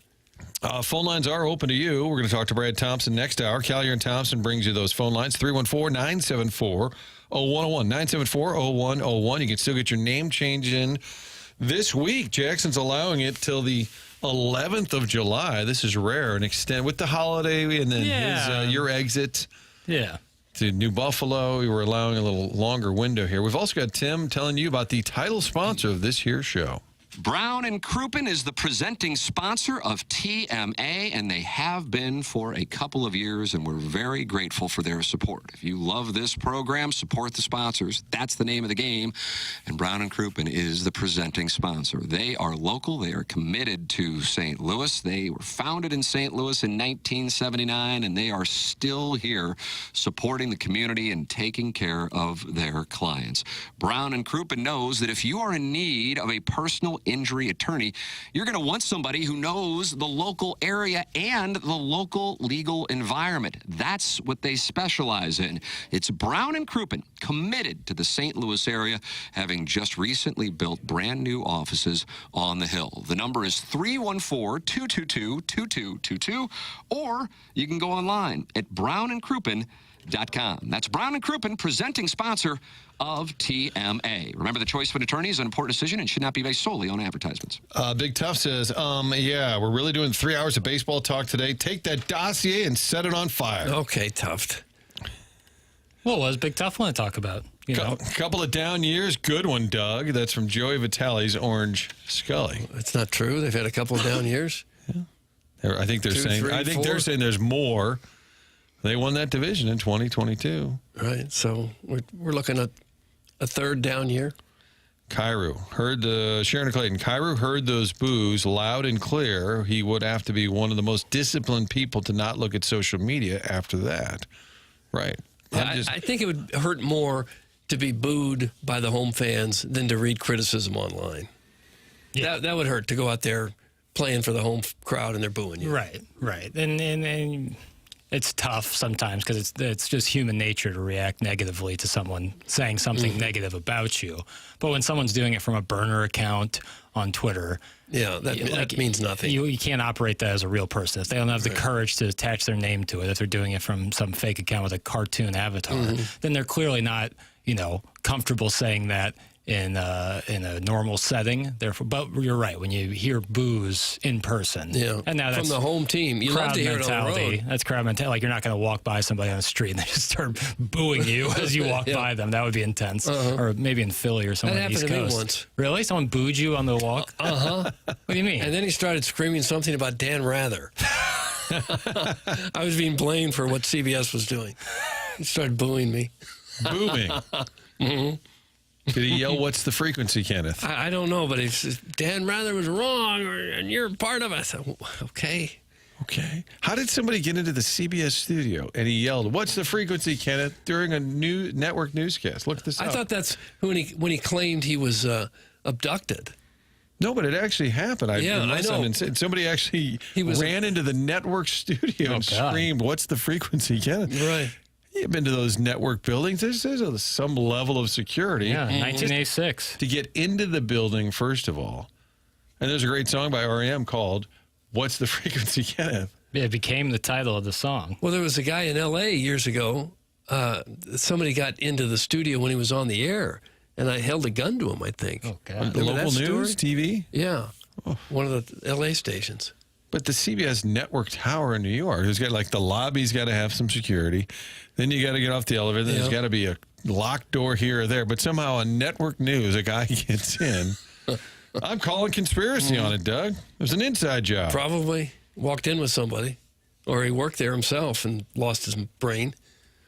Martin, you got to ask BT how social media impacts players. What about Kevin Durant and burner accounts? Media matters, and yes, some players are impacted. I think for sure it can have an impact. I just don't think across the board you can say, well, it's the media's fault that these players are all struggling. Or I'm sure that it has some effect, the media coverage. I mean, we saw LeBron James go after Stephen A. That had to do with his son. Sure. But certainly it upset him. It had some impact on him. Yeah, I mean, the whole, and it's a movie, but the whole premise of 61, and it's taken from real life with the Roger Maris thing, is that the media was so hard on him when he was just trying to play ball. Now, obviously, that's a long time ago, and that's in New York, but that's an example from 50 years ago or so. Doug, seriously, a couple of bad years. Look at it objectively. Go back to the beginning. If they don't luck out on Pujols, this whole ownership would be looked at differently. Yeah, if the Yankees didn't luck out on Babe Ruth, they wouldn't have won what they did. Now, boy, you got me there. The only thing I'm wondering is, are they talking about in 22 when Pujols came along?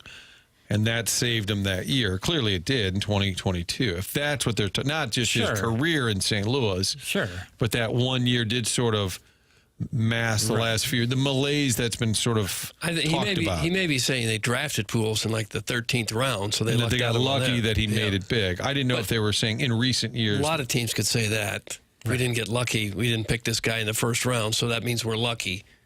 I think this guy turned into a star. I think a lot of fans are just like, they view the Cardinals as reactive as opposed to proactive. And you compare that to like Doug Armstrong and the Blues, who's very proactive in making moves. And the Cardinals have been proactive before. Yeah, decisive, right. There's no in-between hybrid like the Cardinals are running. The Cardinals are often reactive. Like fans are like, man, this rotation's going to be a real problem. And then the rotation's a real problem, and then they do something about it. I think we're spoiled as a fan base. They were so good for so long. We just assume that they're going to be in the playoffs every year. Right. We just assume that they are. And if they're not, we get mad and want them to sell the team. Almost every franchise has some down years.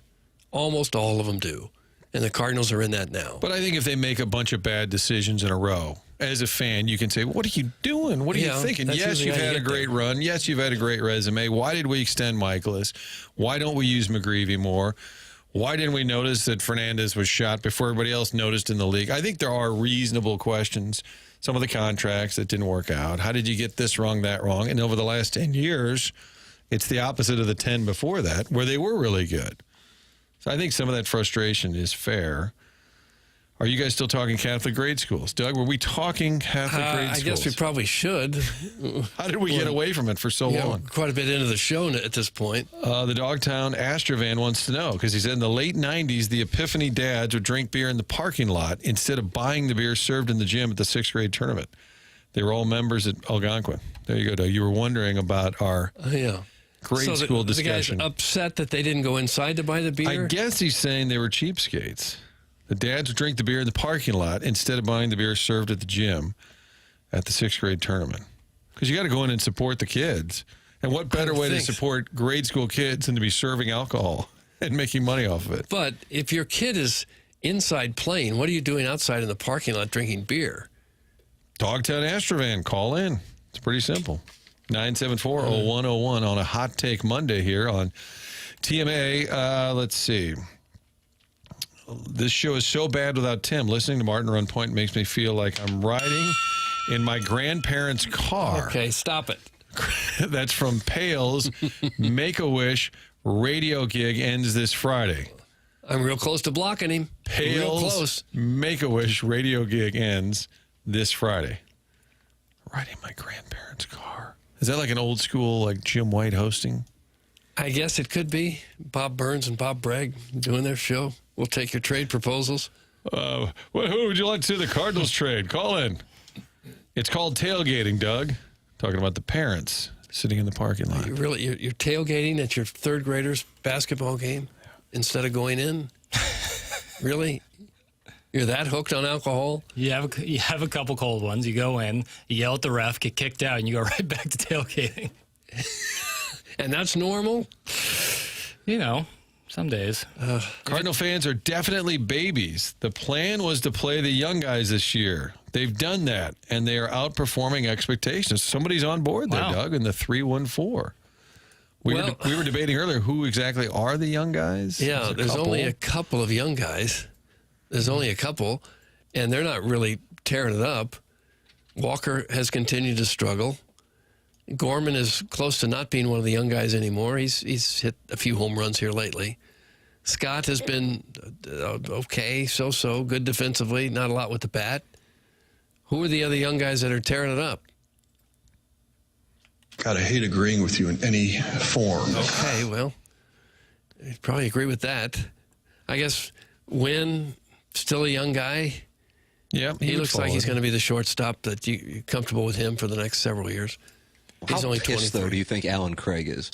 Well, I don't think he probably cares too much about Mason Wynn's age. The Cardinals are 5 games over 500. The Cubs are 18 over. That puts you 6.5 back in the division. 6 games left before the All-Star break. Nats are in town. The Washington Nationals, without a manager and a general manager, are here Tuesday through Thursday, all-night games. Braves are here over the weekend. From the 3-4, I think the disconnect with some of the fans is that the Cardinals are mediocre a lot. It's fine. just not to want a mediocre team. There's a difference between mediocre and bad. It's sort of the purgatory. And that's where we had that comp of the Blues trying on the fly to kind of retool, where you don't, they while they're still moving forward, they're changing things. They don't come to a complete stop or tank. It is that middle ground, but the Cardinals do seem to have a little bit of that purgatory feel, Doug. Mm-hmm. Well, I'd still rather be in the middle ground than be where the Pirates are, or the Rockies, or the Nationals, and tell their fans, listen, we're rebuilding. Just give us 3 or 4 years. We'll be there. I don't ever want to see the Cardinals get there. I'd rather see them stay in the middle ground at their worst. And then when they could just get hot. They hit on a couple players, and if we can just get hot, we can get right back in this baby. We're the St. Louis Cardinals, so get it done. St. Peggy of Scotland is better than St. Kitty. There you go, St. Peggy. Hey, stop it. St. Peggy of Scotland has chimed in. Let's see. Can't be too mad because this is the same management group that signed the next big thing with Hampson. So you got to take the bad with the good. I don't know. That Bobby Hampson's... Big Wheels texting in. I don't know if he's going to be the next big thing or not. Needs to be in that lineup a lot. That I don't get. I do not get that. If I'm an outfielder in AAA having a pretty good year and they sign Hampson and he's playing somewhat regularly, I'd be pretty upset. I would think, well, I guess I'm not going to get a shot here. He shouldn't be playing regularly. I know there's circumstance and they're right-handed bats and all that, but if this is the runway season, even the Vic Scotts of the world, the good, the bad, whatever, just out there more times than not. I want to talk about the Phoenician Scheme. Is that a movie? Wes Anderson. Is that the new Wes? Wes Anderson's newest movie. That's from the 314. Did you have a breakdown of that, Jackson? I really enjoy it. You know, if you're a big Wes Anderson fan, I think you'll enjoy it as well. It's a little more convoluted than some of his other movies, but some great performances. There's a basketball scene in it with Bryan Cranston, Tom Hanks, and Benicio del Toro. Oh, wow. Playing little hoops? It's awesome. Game of 21? Playing horse. Buckets? They're playing horse. Can any of them play? You can tell by watching a guy shoot if he can play or not. Tom Hanks got a little bit of skill. Does he? Yeah, sure. Didn't love what I was seeing from Benicio on his jumper. Crushing tape on Benicio, but crushing tape. Cranston and Tom Hanks weren't half bad. From the 618, the Blues try, the Cardinals don't. They that's try. A bad narrative. I think it's the reactive, proactive thing. I think the Blues are, like Martin said, decisive and proactive in what they do. I think the Holloway and Broberg deals were proof. Even trading Bolduc. Right. That surprised people. They had a plan. They're like, sorry, we got a surplus there. We need a right-handed defenseman. Done. Yeah. Whereas the Cardinals are not that. They play the contract, as you say, and baseball is more apt to play the contract. Oh, yeah. Certainly more so than hockey, a salary-capped league. But in baseball, yeah, you play the contract, and you can look at some bad contracts maybe or some that haven't aged well, but that's the situation. And if you got a player in hockey who's not quite playing up to the contract, you don't have to play him the whole game. Right. You know, he can get 9 or 10 minutes on the ice instead of being in the lineup and batting 4 times like everybody else in baseball when you got a guy struggling there. And it doesn't hurt as bad. You know, you put you're not playing Michaelis, that's what, $18, $19 million that you're just basically pouring down the drain. You know, not the same in hockey. Arbor Day has chimed in. St. Margaret of Scotland is essentially a public school with a religion class. The whole place reeks of patchouli, and they all have to wear Teva sandals and fanny packs as part of their uniform. Where is this? I don't know. I'm not as familiar now. St. Peggy, St. Margaret. St. Margaret of Scotland. Isn't that down there by the Botanical Gardens? I guess. Right? They're now taking shrapnel, unfortunately. That's unfair. It is unfair. The views of the texture do not reflect the views of the dais. No. I don't even know where it is. The Cards GM's scared. That's from the salty bald dad from Caseyville. Who is the GM? You know the answer to that? Michael Gersh? No, it's Special Projects. He is the vice president. I guess Chaim Bloom, right? What is it? Was he the president of Special Vice Operations? President of Special Projects. Okay, Mike Gersh is the GM this year. Is it Chaim Bloom? John Mozeliak. So he went back. The title. He went back just for 1 year. Yes. No, Chaim Bloom is. What is his title? Is the better question. GM Hobo in waiting. Yeah. Hampson is Siani 2.0. Good speed, no offense. Why did we sign and play Scott 2? I think Hampson, Siani, yeah. Sharon in Clayton says you drink in the parking lot at grade school games to try to forget the dumb mistake you had of having a kid. Oh, no. Now kids are taking shrapnel, Yeah, Doug. she's anti-kid.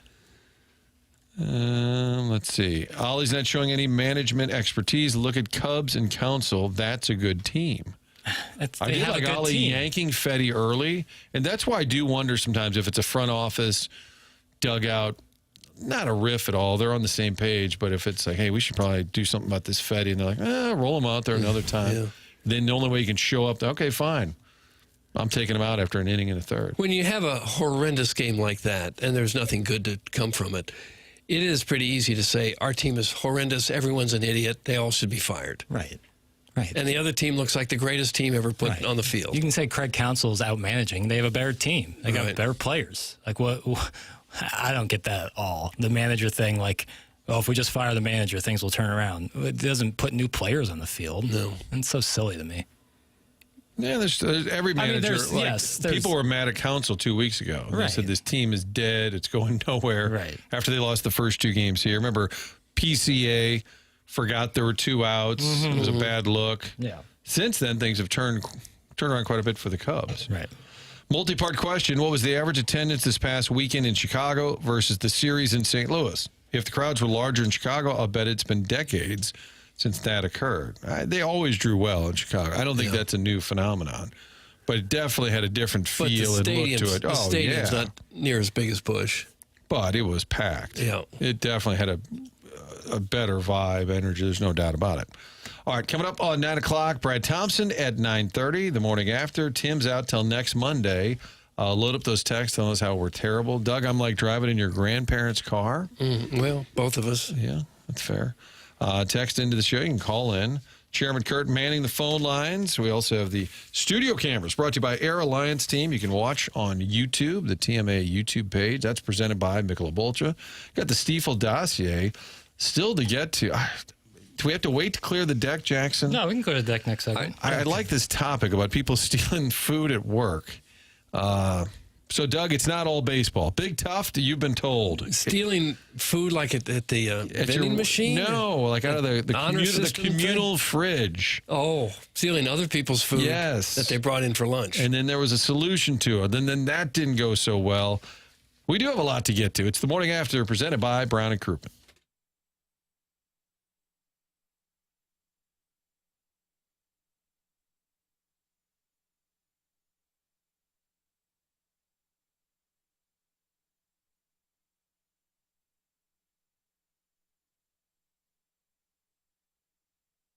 Dents Express is local, and if you have some dents that you need tended to, Dents Express takes it all and takes care of you by taking care of everything with your insurance. It's a local gem, Dents Express, family-owned and operated right here in St. Louis since 1992.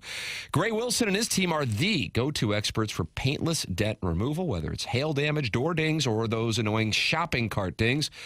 What I love is these guys aren't just good, they're experienced. Their techs have been with them for over 20 years. That means you can trust the people working on your vehicle. They offer free evaluations, no appointment necessary, and they'll even handle everything with your insurance. That's right. You drop it off, they take it from there. They're open Monday through Friday, 9 to 5, and located in West County. Call 636-227-5050, or just swing by. Tell Gray that TMA sent you their way. That's Dents Express, St. Louis's leader in hail damage repair.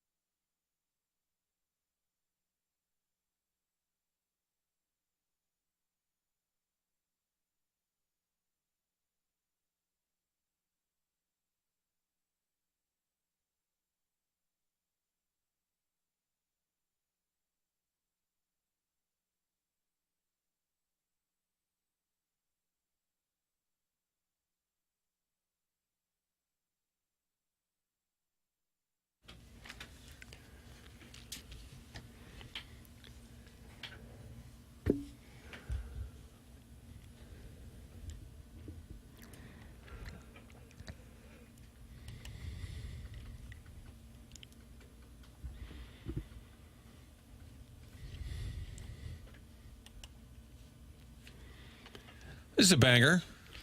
It's a banger. But you're not an Oasis guy. I'm not a Wonderwall guy. I'm not a Wonderwall guy. But they did perform their first concert back together over the weekend, 4th of July and 5th in Cardiff, Wales. And the brothers have been sideways on off for years. Some theorizing that they're still sideways. They perform separate sides of the stage. Gritting their teeth. Maybe a wall down the middle. They hugged, I think, at that show in Wales. And it didn't seem like the most loving of hugs. But those tickets are crazy the Black expensive. Crowes do the same thing. Their brothers in charge, and they get to feuding. Take your Black Crowes text calls.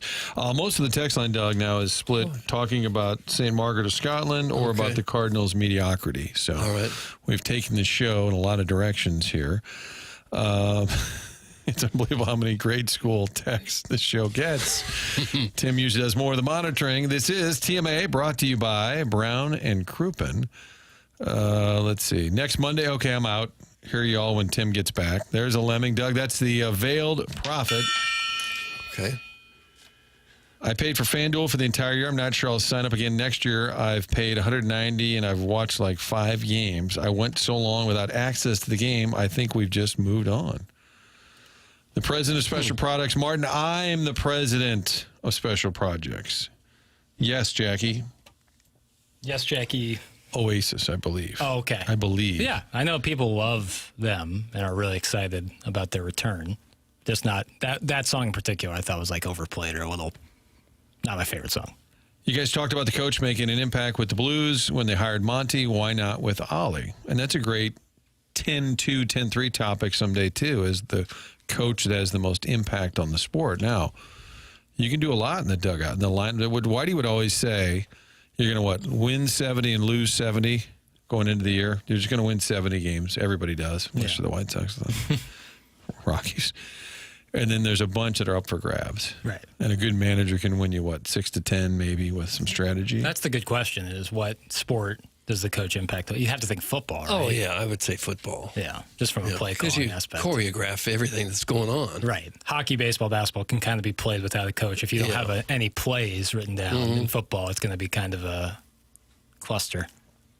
I wonder if Fetty's tipping his pitches. We mentioned that earlier, that it seems like that's been kind of kicked around his last couple of starts where he gave up 14 earned runs.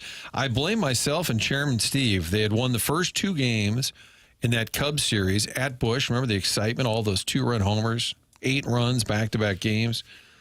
And then I did the sports from Chairman Kurt's balcony, and we were all excited because it was game 3 of the series. Doug, they were going to win the series, and they got skunked with Fetty on the mound, and Chairman Steve and I were up on the balcony, and it just been downhill ever since. Hasn't been real good since. It seems like they line up every pitch that is just barely outside the strike zone. And that night, Fetty, I remember in the postgame, he said, yeah, even when I got outs, they were hit hard. But if you're tipping your pitches, then that's on you to fix that. And Ollie Marmol's quote, we were mentioning this earlier, Jeff Jones had the tweet last night asking Marmol the path forward for Fetty. Quote, I think we have to use tomorrow's off day to take a step back and figure out what that looks like. The reality is he has to find a solution to what's going on, make an adjustment in order to get through the lineup successfully, but continuing to go down this road doesn't seem like it's beneficial at the moment. That to me sounds like they're admitting that maybe they're going to take him out. I think I'd put him in the bullpen, make Matt your starter, your 4th or 5th starter. What about McGreevy? Yeah, I'd put him in there too. Okay, maybe Michaelis takes somebody. All right, one of y'all's goes to the bullpen. And one of y'all's injured. Who wants to be injured? It's a vacation. Who wants to be injured? I think 2-week vacation. I think McGreevy will be making that start on Saturday against the Braves. Yeah, I think they'll leave Matz in the bullpen. I think they like him there. Yeah. I think they like him there. They may not have much of a choice. Again, I just want to see some more of the piggyback start. You know, it's not, I guess, ideal. Whereas, what do you want? Somebody else to start and then he comes in? No, you can let Michaelis start. Go. Well, if he only went 3 innings the other day, he still would have given up 6 home runs. I don't know if that's going to help. You hope that doesn't happen again. But yeah, something like that. Or if he wants to go second, take innings 4 through 6. You know, whatever. There'd been a number of suggestions earlier, including some graphics to indicate that Miles Michaelis will be throwing the pitching at the home run derby. That's been suggested a few times over. Morning, y'all. Hope you had a great holiday weekend. Let's get it from the 636. There you go, Doug. Somebody's feeling good. Let's get it. And they're positive. A lot of fireworks where you guys were at? It was Wentzville, so yep. It was kind of like the firebombing at Dresden. That's what I would describe it as. They had quite a little time downtown St. Louis, too. Did you see that? 1 dead, 60 arrested, and more than 100 fires. Oof.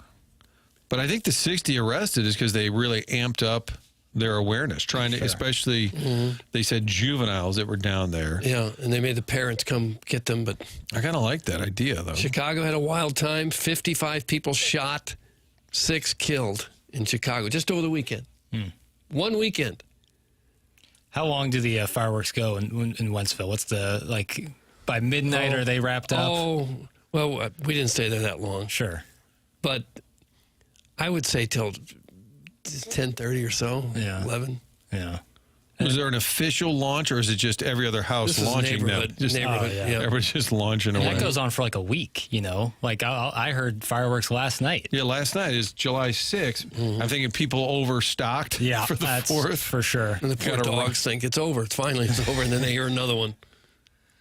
I love you, big dumb boobs, but it does seem like you're just trying to make it to next Monday. That's from Arbor Day. I disagree. Nonsense. We're just here talking ball. Talking ball. Block that guy. Well, Brad Arbor Thompson. Day. Who said it? Arbor Day? I'm sorry. Hold on, he got blocked. Yeah. Two-time Texter of the Year. Two-time Texter of the Year. Arbor Day, you have been suspended a period of 2 days' time. You've been blocked. And a 10% tariff has been slapped on you. You so can slap a tariff on. deal with that for a while. Blocked and suspended. Okay, let me do the paperwork there. Okay, got it. Okay, paperwork's done. When does the guy who traded Mookie actually take the reins? That's from the 314. I've said how many times we don't get to talk to Chaim Bloom. Apparently at the end of the year we will. But I wanted to know more about why they traded Mookie Betts. It's been said in Boston that was an ownership decision. But if not, I kind of want to know. Then they went out and signed Trevor Story right after. We'll hear from Chaim Bloom, Doug. We're going to put him into the dossier. Nobody bats 1,000 in that job.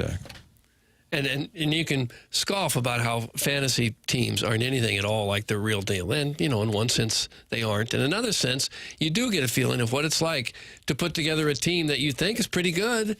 You've drafted everybody for all the reasons that you were comfortable with, and your team just sucks. Yeah. It just happens. Guys get hurt. Players don't play up to their potential.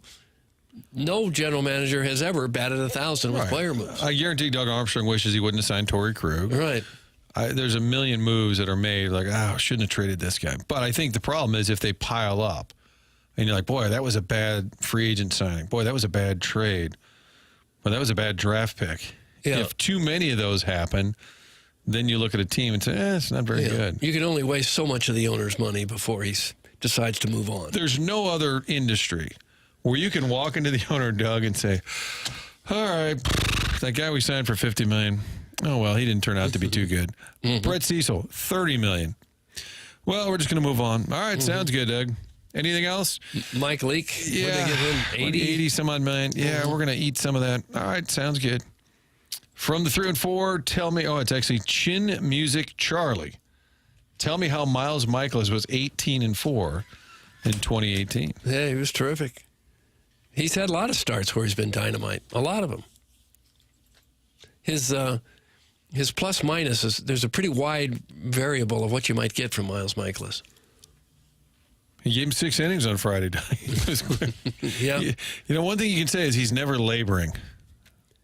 No, he doesn't throw real hard. He's got to have pinpoint control, and usually he tries to pinpoint, the corners up and down and all around. Off-speed stuff, because he doesn't throw the ball by a whole lot of people. He was on with us a couple of weeks ago. He's great fun to talk to. And somebody said, I really enjoy him. I hope he gets DFA'd so he can join the show. I don't think he'll have a whole lot of interest in that. Doug, you can't block Arbor Day. That's from Salty Ball Dad from Caseyville. I just did. The Salty Ball Dad from Caseyville says you can. And I'll block him, too. See how he likes that. Gosh. Feisty. Weldon Spring Park had fireworks that went 45 minutes. Oh, God. Straight? 45 minutes? That's a lot. Fireworks? It's so The much. downtown fireworks had a Superman visual in the sky. Did you see Shout that? out to James Gunn. St. Yeah, Louis and the Superman movie just opened this weekend. I saw there was a rapper who did a video for Extra. Have you heard of him? He did a video saying, I'm about to blow somebody up. And then a lady blew up his own hand, lost a couple fingers. Oh, God. Yeah. It's awful. Awful. But I did see the Superman thing. Slew highs on James Gunn. Slew High's own. James, class of 84, Jackson, I want to say. Is that right? I think. Was married to Jenna Fisher for a while. Really? Yeah. Oh, yeah. I knew Part that. of the St. Louis, L.A. thing. I knew that. Oasis sucks. Nasally, whiny biatches from the 618. That's kind of my problem with Wonderwall. Is it sounds a little whiny to me, like the vocals on it. But I like Champagne Supernova. I like that song a lot. It kind of stink. That's from Mike Big Lee. Tuft. Yeah, Mike Lee. Mike Lee. We say that at the office all the time in Mike's voice because he used to just call. Oh, yeah. And just to let us know. I'm sure he called you guys on the radio. He'd call us on TV. Hey, kind of stink. Yeah. And that was just it. That was a hot take.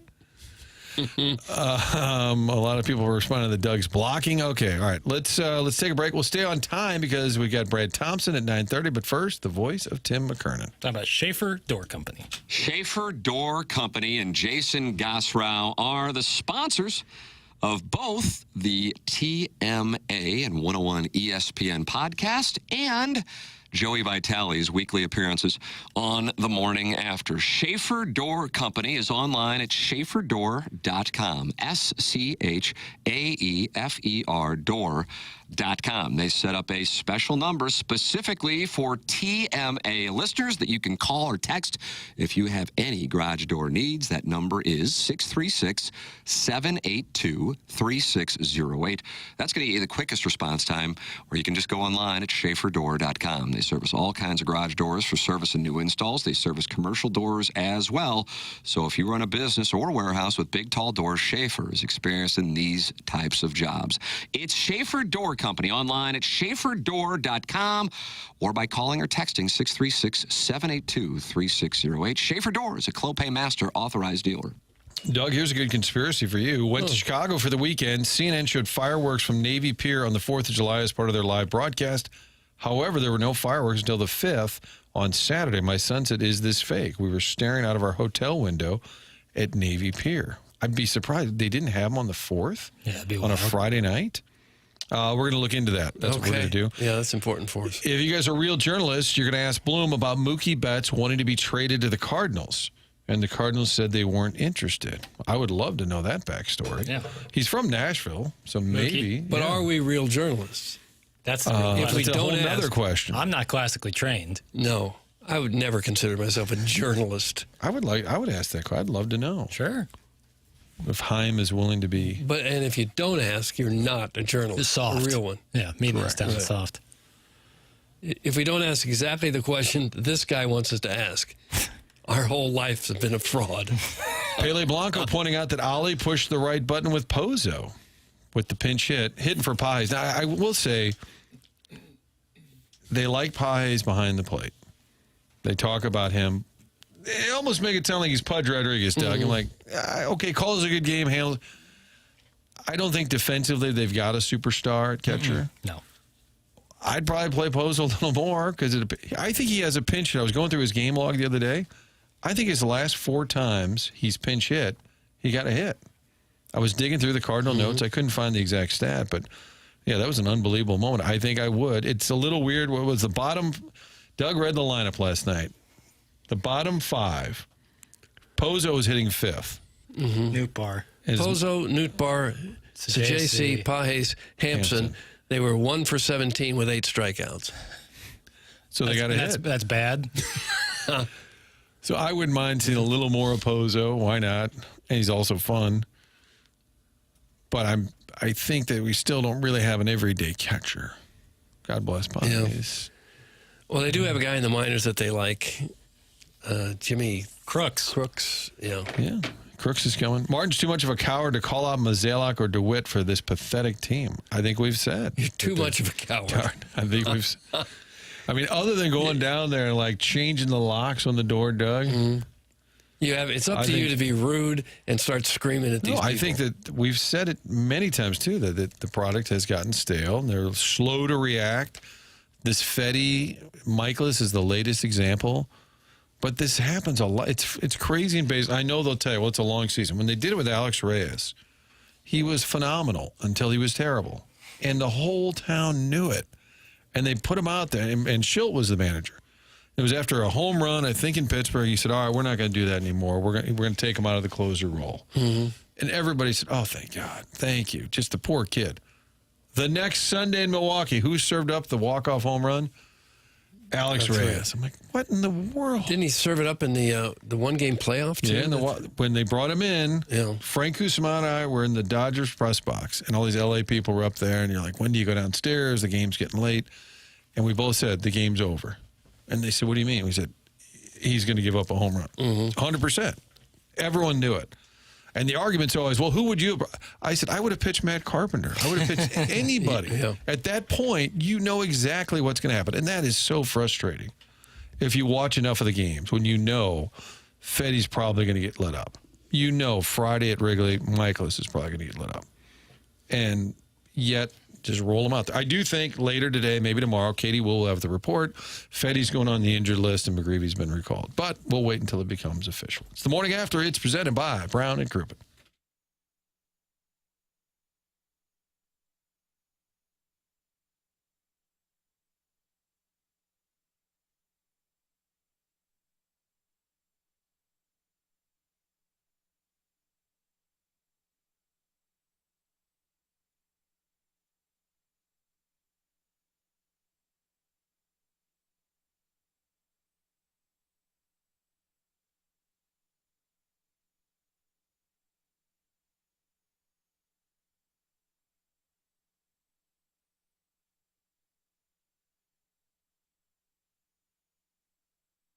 In the market for a new vehicle, go to AutoLoanPro.com. Anyone can sell you a car. There's only one pro, and that's AutoLoan Pro. Website, AutoLoanPro.com.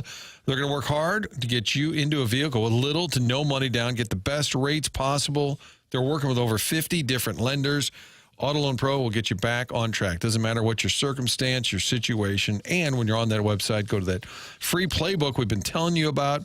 Chance for you to understand better the credit industry. You can educate yourself how to get into the car this time around and maybe a different vehicle in the future. The Auto Loan Pro helping you understand the industry while also getting you into a new vehicle. Making that large purchase, it gets a little complicated, especially if you've had a hiccup or two. Well, the Auto Loan Pro will get you back on track and get you into a new vehicle. 50 different lenders, best rates possible, all of that. One website, AutoLoanPro.com. Auto Loan Pro is part of the Lita family.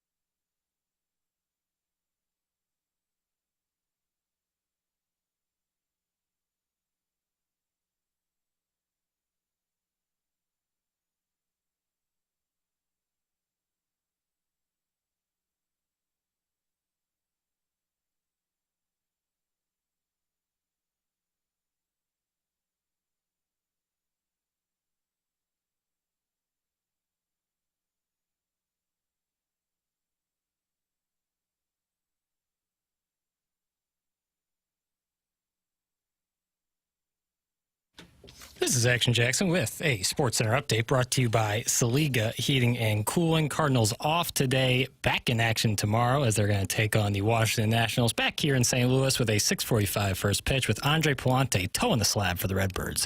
That was another SportsCenter update brought to you by Saliga Heating and Cooling, a Daikin heating and air conditioning dealer.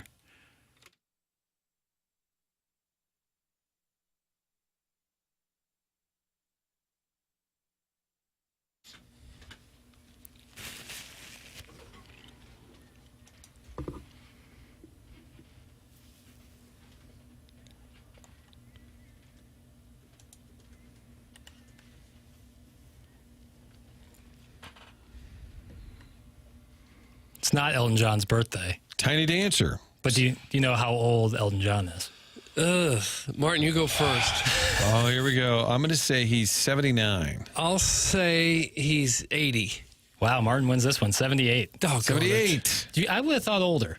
He was really young when he was a huge star. That makes sense. Was that movie? I never saw the movie. Was it Rocket Man? Yeah, I not saw good. it. Not good? No, bad. Bad. Goodorbad.com, bad. I like Taron Egerton a lot, who portrayed the titular character. Don't say titular. Don't say that. It was a real musical, like more so than like if you saw the Queen movie where they had interspersed of the concerts or any real music biopic. This was like a straight up musical. I thought it would be more of his songs, as he sang them. Right. But it wasn't really. No, it was a musical. Like they would do his songs, but as like a musical number, like you would in a Broadway musical. And that personally isn't for me. I didn't love it. Tough to tell the story. Was it a hit? I probably did pretty well if I had to guess. Those music biopics are box office. They're attractive to the box office because you have a built-in audience already. It has an 89% Rotten Tomatoes. I firmly disagree. Is it his birthday today? No, it's not. So why do we? Oh, just bangers. a banger. Doug, Tiny Dancer. Banger. Is a banger. All right. We also have an employee whose lunch kept getting stolen, Doug, out of the communal fridge. One of us? No, this is not here. An employee's lunch theft woes and his drastic solution recently drew the attention online and a tale that other office workers may relate to or understand. In a viral post on Reddit, the employee said his workplace offers a communal kitchen with one fridge. Over the past month, my lunch has been stolen 5 times. Oh.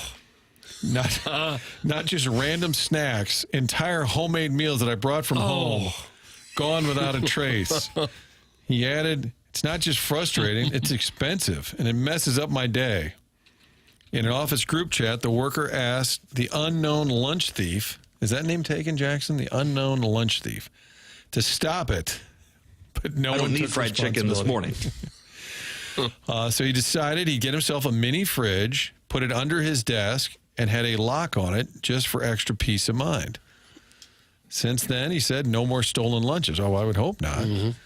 But his solution was not well received. The Reddit reported that one of his co-workers confronted him and called his fridge weird and selfish.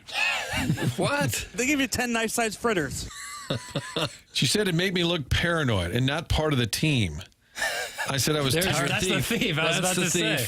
Mm-hmm. There's the thief. The person who accosted him all suddenly lost a lot of weight. I said I was tired of my food being stolen. This was the only solution that worked. She said I should have just bought stuff that I wouldn't care about losing. Yeah, right. That's when you start lacing things with laxatives. Right. Not to find out who's the culprit. Yeah, whoever spends the rest of the afternoon in the bathroom. Since then, the employee has been subjected to snide remarks about locking up his lunch, starting to feel like the weirdo in the office just for protecting my stuff. He asked others if he was wrong for locking up his lunch. Commenters on the post, which attracted over 20,000 votes, almost unanimously sided with the frustrated office worker. Sounds like the other worker is hangry and doesn't have the free lunch. Yeah, 100%. Really? It's like complaining that someone's putting their money in the bank. Right. What do you mean? Others thought the story was so outrageous that it had to have been fabricated. I'm going to take the under on 5 times in the month.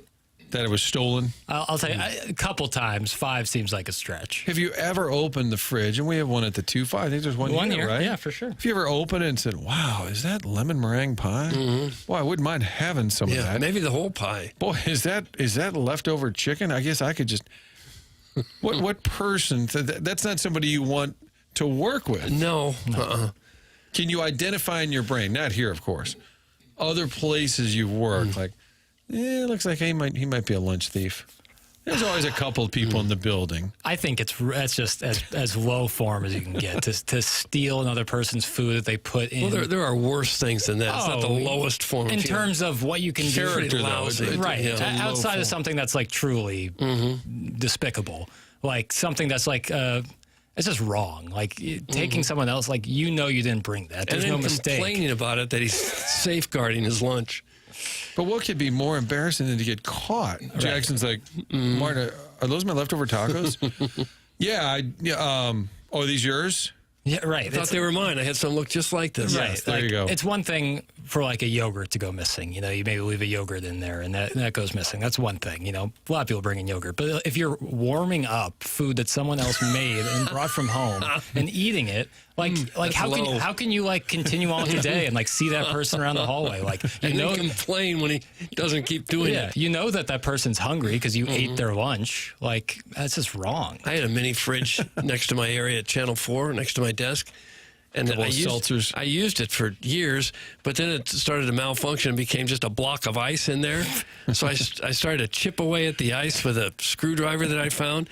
And instead of getting the ice, I actually hit the thing that holds the Freon, punctured the Freon, and it emitted this gas all over the newsroom. We almost had to evacuate the building.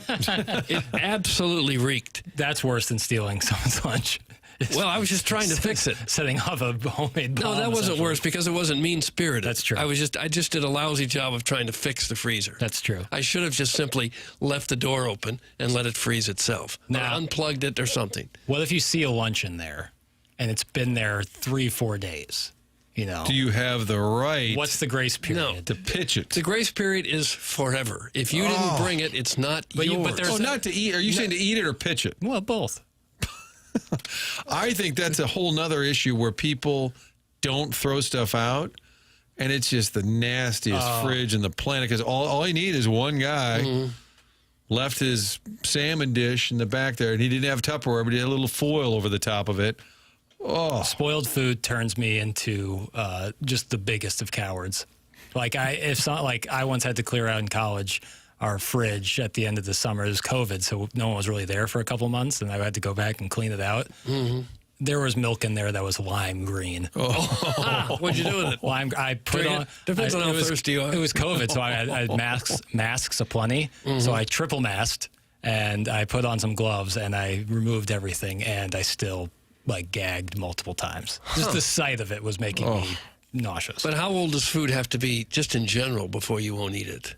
Me, my anti-botulism stance, and because other people are pro-botulism. Well, Doug will eat anything. I'm pro-botulism. Doug will eat anything. E. coli. I'm a huge fan of E. coli. If it's expiration date, I'm not eating it. But if it's like a Thanksgiving turkey that you have on Thursday, you'll still eat that on Sunday or Monday. Some foods are different. Like you don't want to, I guess, eat probably like red meat that's been sitting there for a week. I always feel like if I run it to the microwave, I'm okay, no matter how old the damn thing is. I had something. 30 seconds. I had something in the fridge at the end of last week that I was contemplating. I pulled it out and it said best if used by 5/21.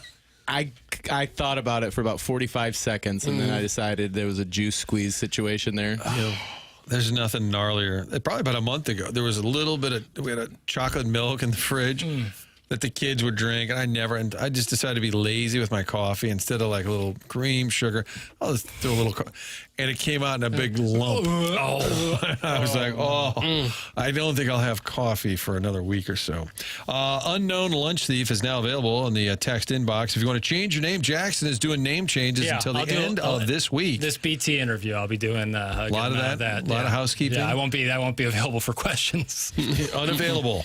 During the next segment, Design Air brings you the email of the day. That's at the end of the show. You can email in to the morning after at InsideSTL.com. Design Air brings you the email of the day. They're also the longest running sponsor on TMA, and they've also been around St. Louis for more than a century. Family-owned business for all your heating and cooling needs year-round. We're talking about the comfort inside your home. Make sure you go with the best, and that is Design Air. Find them online, designairservice.com. Set up your appointment. Not just a reliable company, but one that's going to treat you right, not going to sell you something that you don't need. They actually work with their technicians to make sure there's no upselling. If it's a part, if it's a repair, they'll get it done. They'll get it done quickly. If you need a brand new unit, they'll let you know about that. You can trust what they tell you at Design Air, and that's a big part of the heating and cooling industry. You want to make sure you can trust these folks, and they've been doing it for so long. Family-owned, Seth Goldcamp is fourth generation. You can count on Design Air, longest-running sponsor. Get those email candidates in to the show. We'll do that at the end of the program. In the 10 o'clock hour, it's designairservice.com. Brad Thompson on deck.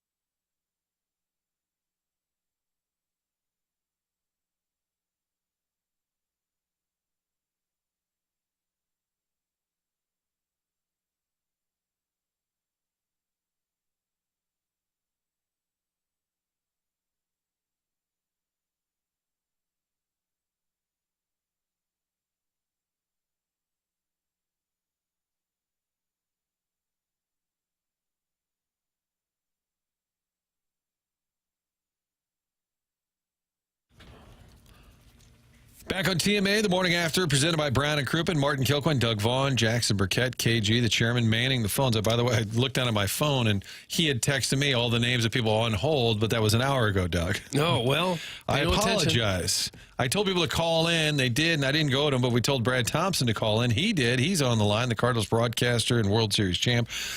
Brad, a week ago, we were talking about a sweep over Cleveland. Since then, 1-5. I'm going to say not good. Is that okay? Yeah, Martin, I'm happy to jump on hold if you need to get some other callers. I understand. No. Let's clear the line. I totally get it. Clear the lines and put Brad on hold. Jump on hold. I think the story of the day, obviously, is the pitching and the struggles that Fetty and both Michaelis have had. I know that it puts the Cardinals in a weird spot when you're talking about a veteran player. How often does it happen that the player will say, I do kind of have a tight back, I do kind of have some elbow, or does the team talk a guy into that? What's realistic?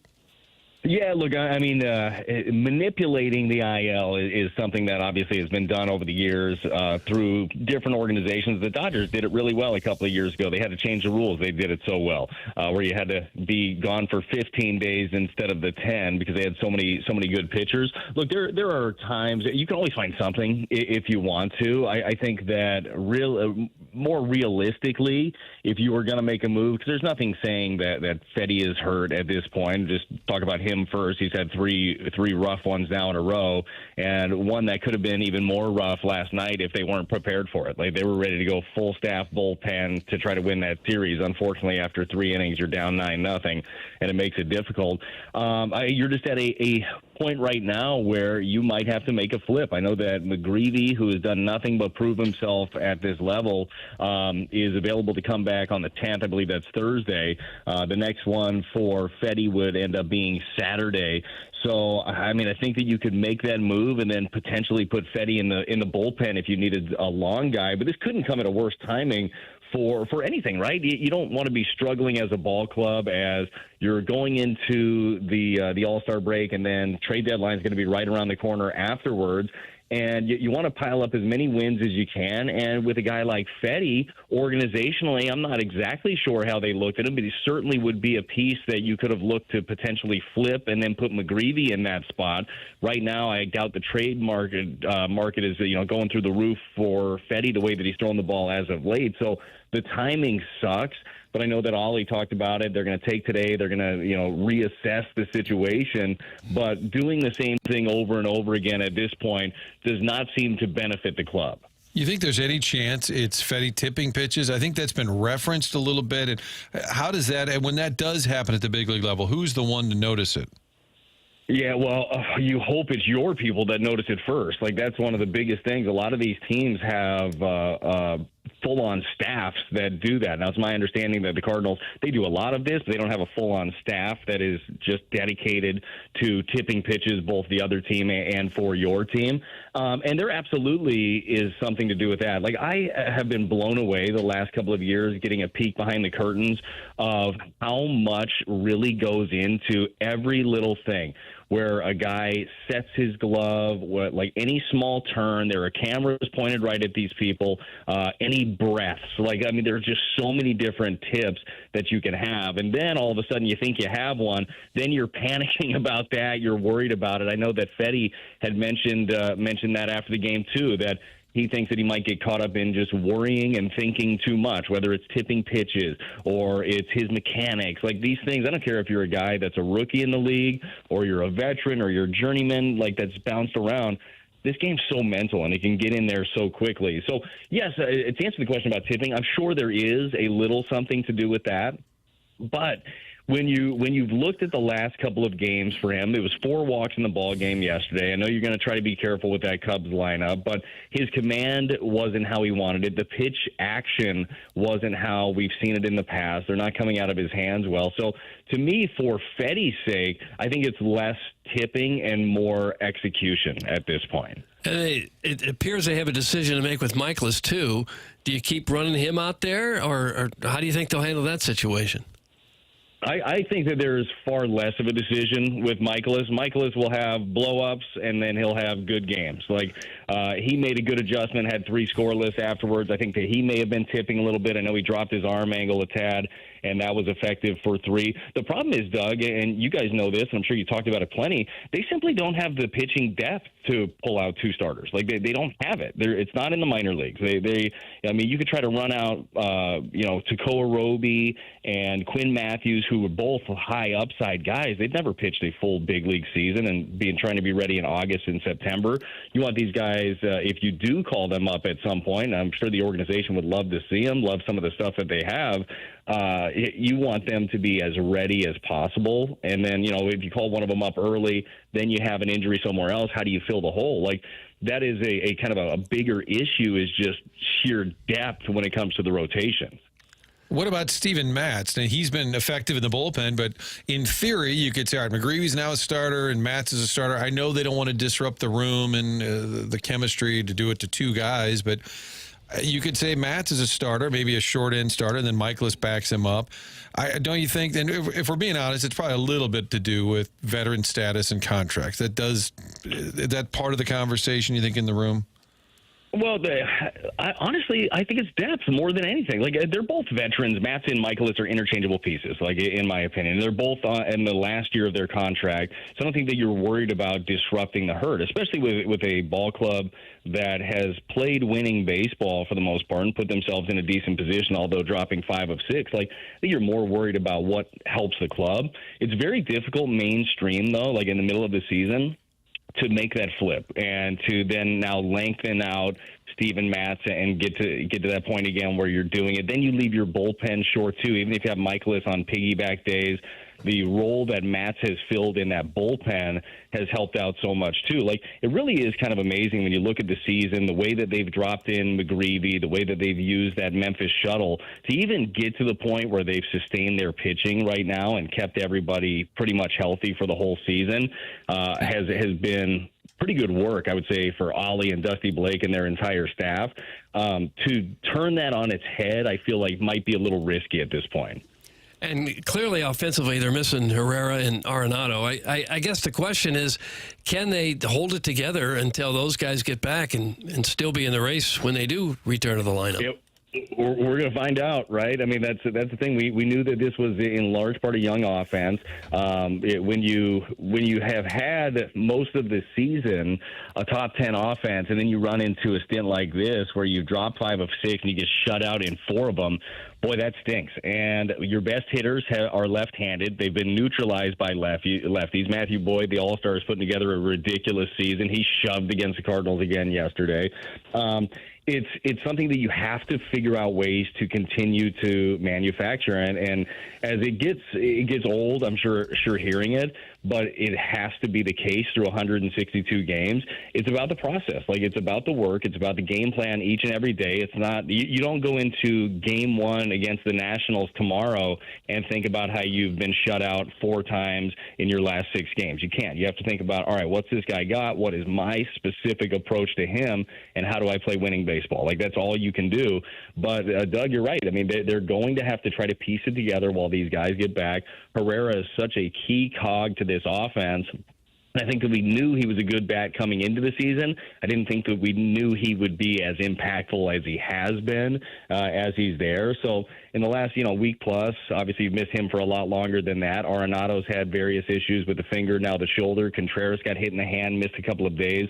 You haven't had that consistency in the lineup. Then you've also got some guys that maybe aren't used to this stretch of playing. Like, there's been a lot of baseball for a guy like Alec Burleson, for example, right, who's been answering the bell pretty much every single day. He's not quite used to the role that he has had lately. Sometimes you need to be, set up some breathers for a guy like him, too. So it's just kind of been the perfect storm, or whatever the exact opposite of that is, for this offense in the last week and a half. Do you think Pozo, as good as he's been in the pinch, and he is fun to watch, and it's a great story, but did you think maybe you got to find a way to get him in the lineup a little bit more, especially when you're hurting from the right-handed side, looking for somebody to hit on that side? Yeah, absolutely. Look, I think that if you have some spots now, you're playing with fire when you have your other catcher in the lineup too, and you don't have anybody else backing them up. That part ends up being difficult. But if you're down a couple of right-handed bats coming into a game, you absolutely think about how to deploy him. It's also been nice to have him where he's at. I might have the numbers wrong, but I think he's like 4 for 8 as a pinch hitter. You know how difficult of a role that is late. So that has served him pretty well. But at this point right now, again, in the last week plus, you're trying to just figure out any ways to spark the offense. And Pozo has definitely been able to do that. But the net benefit, and I know it's hard to say coming off of a series where the Cardinals allowed 33 runs or 28 runs or something like that, against the Cubs in 3 games, but Pages means so much to you behind the plate, so it's just hard to stick Pozo in there and say, we'll play the bat first instead of the catcher, because I don't even know what this record would look like if you didn't have Pages behind the plate for most of the season. And I did see Pages, his ERA when he's behind the plate is a good ERA. He does seem to struggle with some of the pass balls, wild pitches. Is his defensive strength more so with how he handles the pitching? Yeah, I would say handling the pitching, game calling, and framing. His framing is really good. You look at some of the advanced numbers. He's really good at the bottom of the zone and on the edges, stealing strikes. I totally agree with you. There are some, some pass balls, some blocks that don't happen that are flat out maddening and have happened in some big spots. And I know that he's, worked to clean up some of those things. But what he does from being able to walk a pitcher through his game plan to not forgetting where they should be at, and as much as it sounds like that's a thing that should never happen in the big leagues, it happens a lot of game planning. You'll come in after an inning, it's like, why did you do that? It's like, oh, my bad. Like, no, there's no time for my bad at the big league level. He just doesn't have those moments, and he frames really well, and the guys really trust him behind the plate. And as they, getting back to the pitching for a moment, as they search for more depth and pitchers they might use, how big of a jump is it from AAA to the major leagues as a pitcher? Is it just an enormous jump that you can't trust a guy's AAA stats, that they'll translate it all to the major leagues? Well, look, there's some you can trust stuff, right? Stuff always plays. AAA stats are tricky for both pitchers and for hitters. I think a good example of that in just a brief stint, I still think that he'll be a good big leaguer. Andre Granillo at AAA level was missing bats at a torrid pace. His slider really good, tons of swing and miss. Big league level, very little swing and miss. Like just didn't have it. He did a good job of keeping people off the barrel, which is super important. But it is different. The best players are in the big leagues, and your misses as a pitcher really, instead of missing and getting fouled back, oftentimes your miss is a double in the gap. And the hard part, Doug, when you're a young pitcher, is to not even try to think about any of those things and believe in your stuff. I think that's one of the best things you could tell a young pitcher is, hey, you're here for a reason. You don't have to do anything different. Because once you start trying to do something different, then you're starting to nibble. Then it's ball 1, ball 2. You try to make stuff a little bit nastier. But the jump is big. It definitely is. But you learn from that, too. At some point, you can only put up big numbers at AAA for so long before getting the opportunity at the big league level. You got to find out what it looks like there. Everybody has to take those steps. Were you surprised Mason Wynn could play shortstop and be on a microphone for what seemed like a half-hour inning for Wynn? I was afraid for him. I'm like playing short and talking to the broadcast team. I get like right field. Oh, okay, I'm hanging out here in the field, maybe even first base. I feared for Mason Wynn's life. Now, it was entertaining in what was otherwise a forgettable game, but I'm surprised that position could multitask and be on headset. Oh, I got to be honest, I hate it. Absolutely hate it. With that position specifically, corner outfield, I'll give it to you. Not that their jobs aren't very important, because they are, but shortstop going to need you dialed in all the time. Now, he was absolutely very engaging, did a fantastic job, and I thought they mic'd up a good one with Mason Wynn. But yeah, that's a lot. Could you imagine being that guy? And nobody ever wanted to mic me up while I'm sitting in the bullpen, not playing in the game, so that's not as fun. But could you imagine, and it's happened, having a routine ground ball, the guy's talking at you, and you boot it in an inning like that. Or as Mason joked about at first base, man, I don't want to get picked off while I'm mic'd up. Could you imagine that happening? Like, that would suck. Yeah, I was just thinking, man, that of all plays, like just a hot smash, maybe third would compare as well. But I mean, for him, his brand, whatever that means, I think more people in the country got to hear, like, hey, he's a great talker, likable. It was entertaining, if people stuck around to actually watch. It was that bad. So they have a day off. They get the Nats coming to town. And as players, do you think you walk in Tuesday and like everything's fine, or are you still thinking, oh God, we got our teeth kicked in Chicago, we lost in Pittsburgh? How do they flush that trip? Yeah, it's honestly been one of my most things that I'm most impressed by with this team this season is they do such a good job of every day is a new day. Like, not that they don't wear some of these losses and wear the offensive struggles and the pitching struggles. You do, like you're human.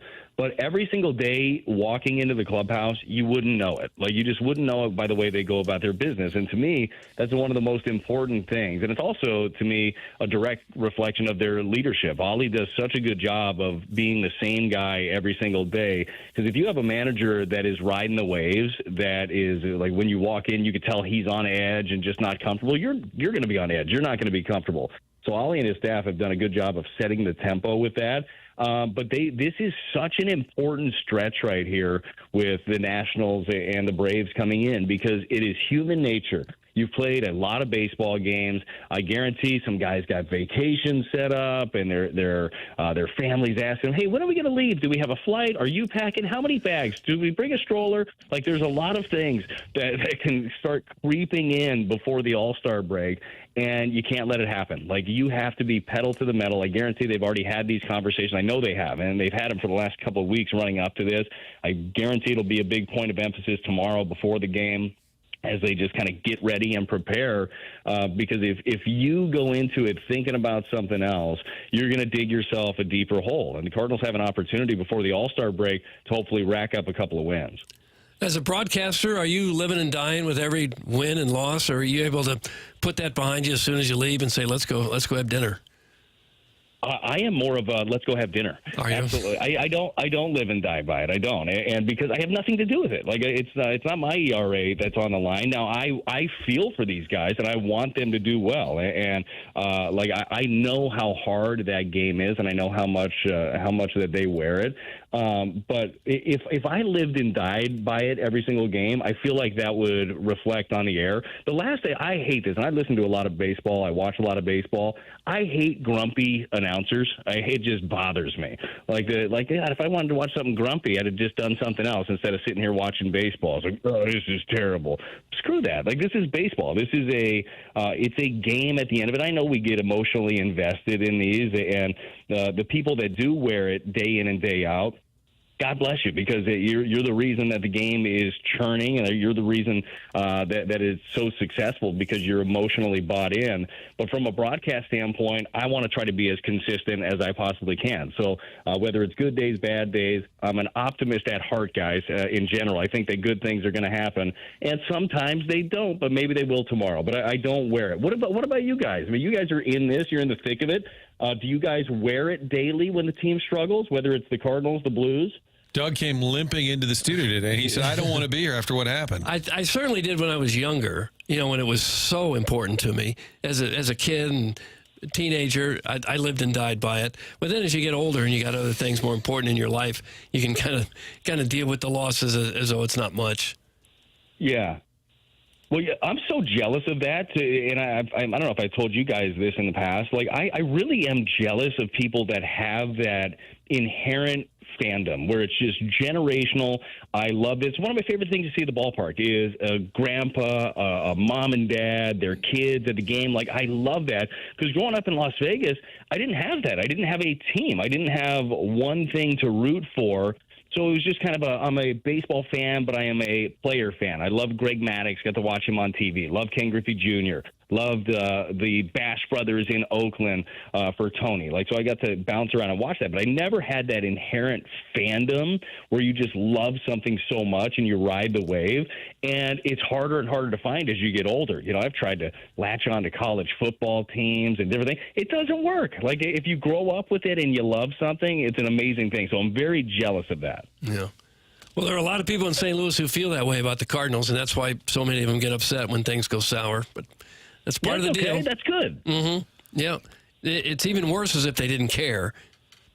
Like that looks like what's happening in Pittsburgh and the White Sox and places like that. They just don't care at all, which is much worse.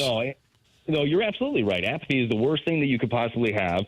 And for the organization, they set the bar high, and they want that bar high, and they want that sort of accountability. Yeah, I'm sure that I know they get frustrated when things don't go well, and they understand the frustration from the outside, but they'd much rather hear people be upset than not hear anybody at all. Like that ends up being part of it. So you got a lot of young guys that are fighting. You got a team that, even with this little stretch right here, I would say, if we're all being honest, have surpassed maybe some of the thoughts that we had about the 2025 club coming into it. But there needs to be some fine-tuning. There needs to be some tweaking. It will be very interesting to see what they do with the rotation here moving forward, if they make any adjustments with Fedde, or what adjustments Fedde makes. I still do believe that he is a valuable big leaguer going through a bad stretch. So it's going to be interesting. It's going to be entertaining. And hopefully everybody's still dialed in and want to see this club. Brad Thompson from FanDuel Sports Network. The games begin Tuesday, all night games. Tuesday, Wednesday, Thursday against the Atlanta Braves. The Nationals, rather than the Braves, are here over the weekend. Surprising how bad Atlanta has been this year. BT with us every Monday. Brad, thanks so much. Martin, Doug, thank you guys. You guys enjoy the rest of your day, and hopefully next Monday, All-Star break, we got some great things to talk about. Yeah, that'd be better. That'd be nice. Let's hope. I get it. Could happen. Could happen. Brad Thompson with us here on the Callier and Thompson phone line. Doug, look at that Atlanta record. The Atlanta Braves are 39-50. I would have bet that they would turn it around.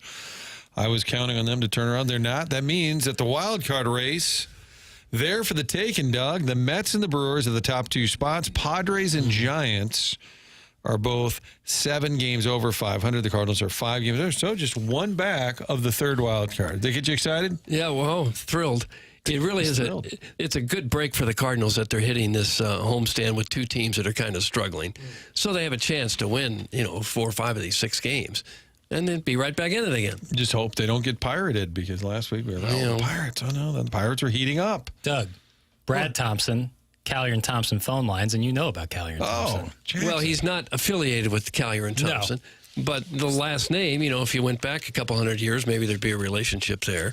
But what everybody knows, or what they should know, is Callier & Thompson is a company that you can trust with any kind of remodel job in your home. And that's a big thing, because sometimes with contractors, you never know, are they going to show up? Are they going to do the work that they promise? Callier & Thompson puts all that worry away. You don't need to. They've been doing this since the 1950s. They have more than 165 years of experience with the crew.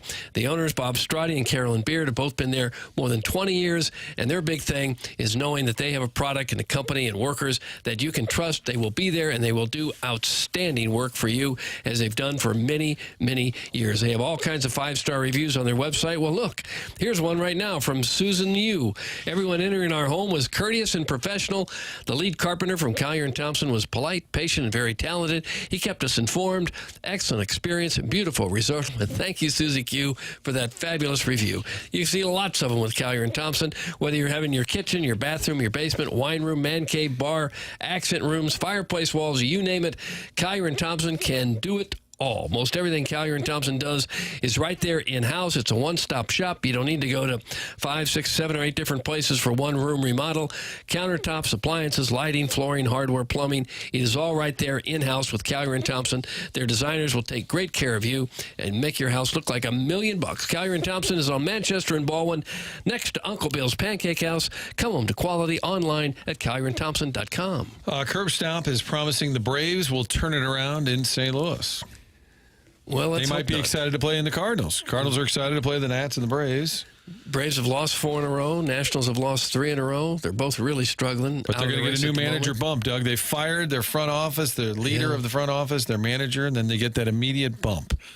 Well, when Bob Smith takes over. If you can't handle teams like the Nationals in your home park, then it's probably not going to be your year. These are games you just have to win. You have to win. Dead cat bounce from that firing their manager and GM. Well, let's hope not. He might be on the business end of it. Could you imagine Chris Carpenter, Bob Gibson, or Danny Cox pitching, and the shortstop was mic'd up and they found out about it? I could see Carp in recent day not. I disagree so wholeheartedly with that. With the whole thing? I think it's great. I think it's a good idea. I don't know if I like the shortstop. I think feel like the shortstop maybe not. I seriously could see him just getting drilled. I think it's busy. good. It's good TV, but it's kind of invasive. It's kind of going too far. This is supposed to be a professional sport. I mean, people are living and dying by this. This is important stuff for the people involved. 100%. And to have somebody doing a TV interview during a game, I think that's over the edge.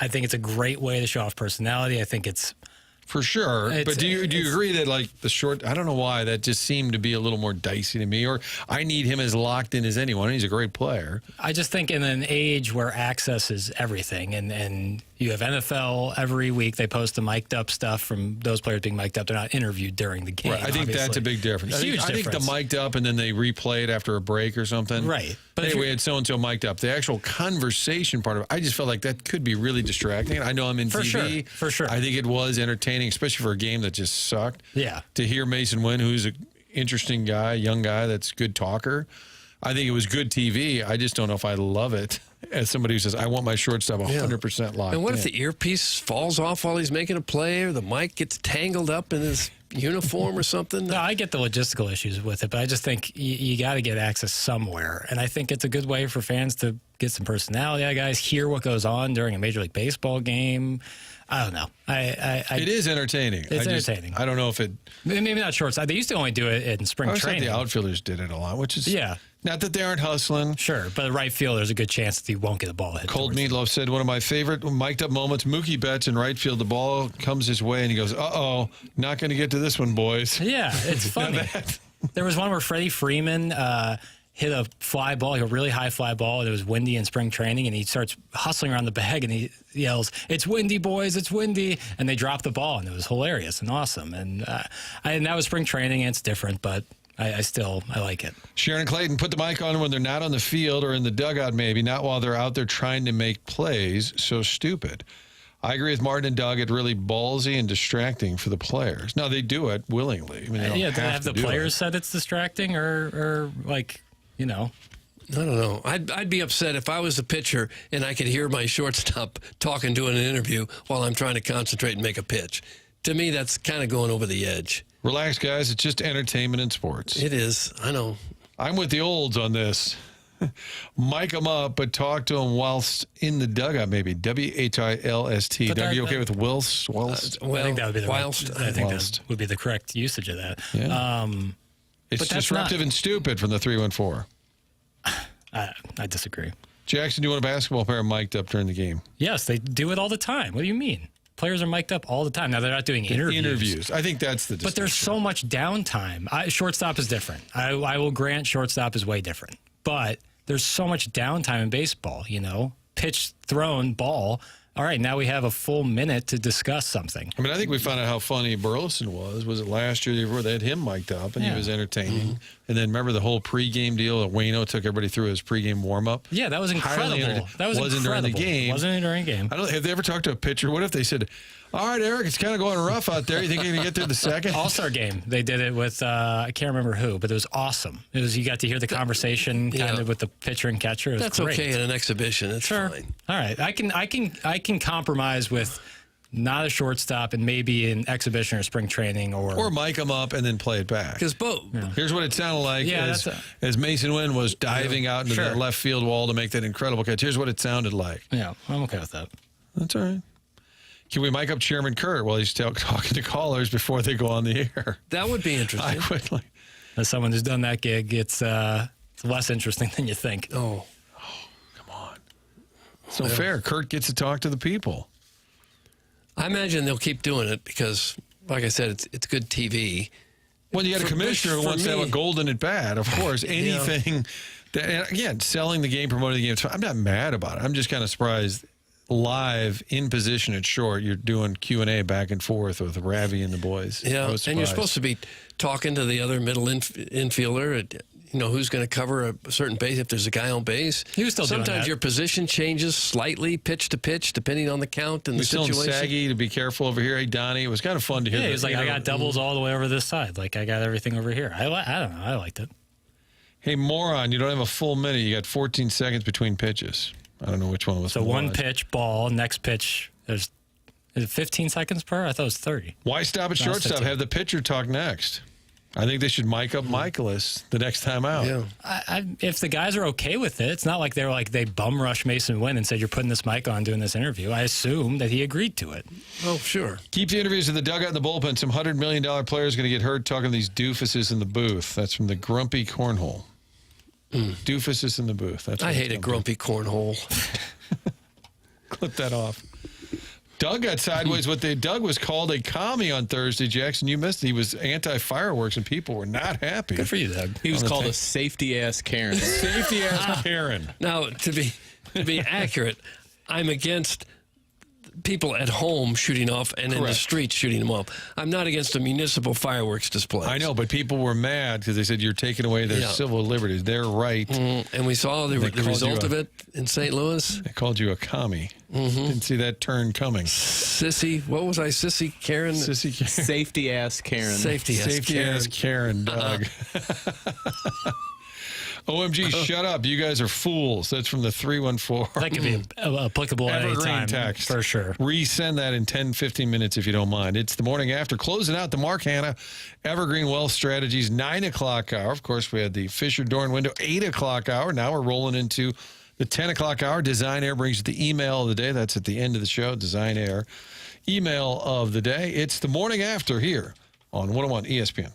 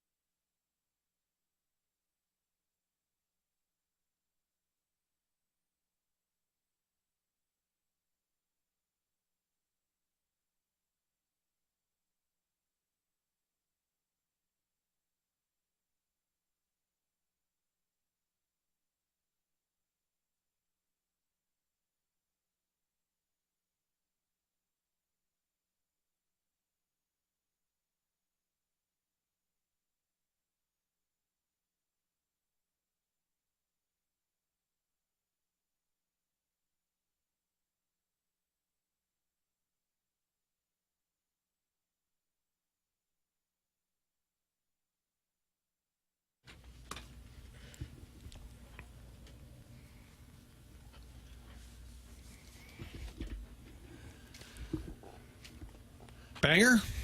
On this day in 1969, George Harrison and the Beatles started recording this song. How many days did it take? I think they said, I don't know exactly. On this date, they started recording it, Doug. I just read what I get here, fellas. Okay, all right. Asking a lot of follow-ups. You would just think that they could knock this out in a day, wouldn't you? I don't think it's necessarily that easy. A lot of remixing. Yeah. Now, John Lennon was absent and did not contribute to this track. This was a George Harrison written song. Mm-hmm. It's also Ringo Starr's birthday. Peace and love. Peace and love. Peace and love. So we had the lunchroom thief earlier we talked about. Have you heard of the home run thief? Home run thief? The Diamondbacks fan, Arizona Diamondbacks fan, he's now been banned. Doug, you would appreciate this. He's been banned for the rest of the season. Arizona Diamondbacks banned a fan for the rest of the season for reaching over the wall, catching a ball that was hit in last Monday's game against the Giants. Latest in a series of incidents involving Dave McCaskill. He's turned home run catching into a sport. It was the subject of a viral video Monday night that brought more attention to the situation. So the team said, the Diamondbacks said, this particular fan's been involved in multiple offenses at Chase Field. Consequently, he's prohibited from returning to Chase Field for the remainder of the season. He'll have the right to return in 2026 so long as he meets certain terms and abides by our fan code of conduct. McCaskill's retired military, golfs, writes books, and collects sports memorabilia. At least one Major League player has called him the home run thief. Giants catcher Joey Bart in 2022 had a drive that McCaskill snagged in the front row seat at Chase Field. After review, however, umpires ruled McCaskill leaned over to make that catch. Bart was awarded the double. He remembered this a year later when McCaskill approached him with the ball. Bart signed it with the words, home run thief. McCaskill, who's 55, told The Athletic that he had caught 24 home run balls during his time as a Diamondback season ticket holder. What are the odds of that? He says he goes to every game. Some of those prompted umpire reviews for potential interference, including Monday night's game last Monday when he was ejected from the park. He says that's happened twice. He's had to relocate to other sections.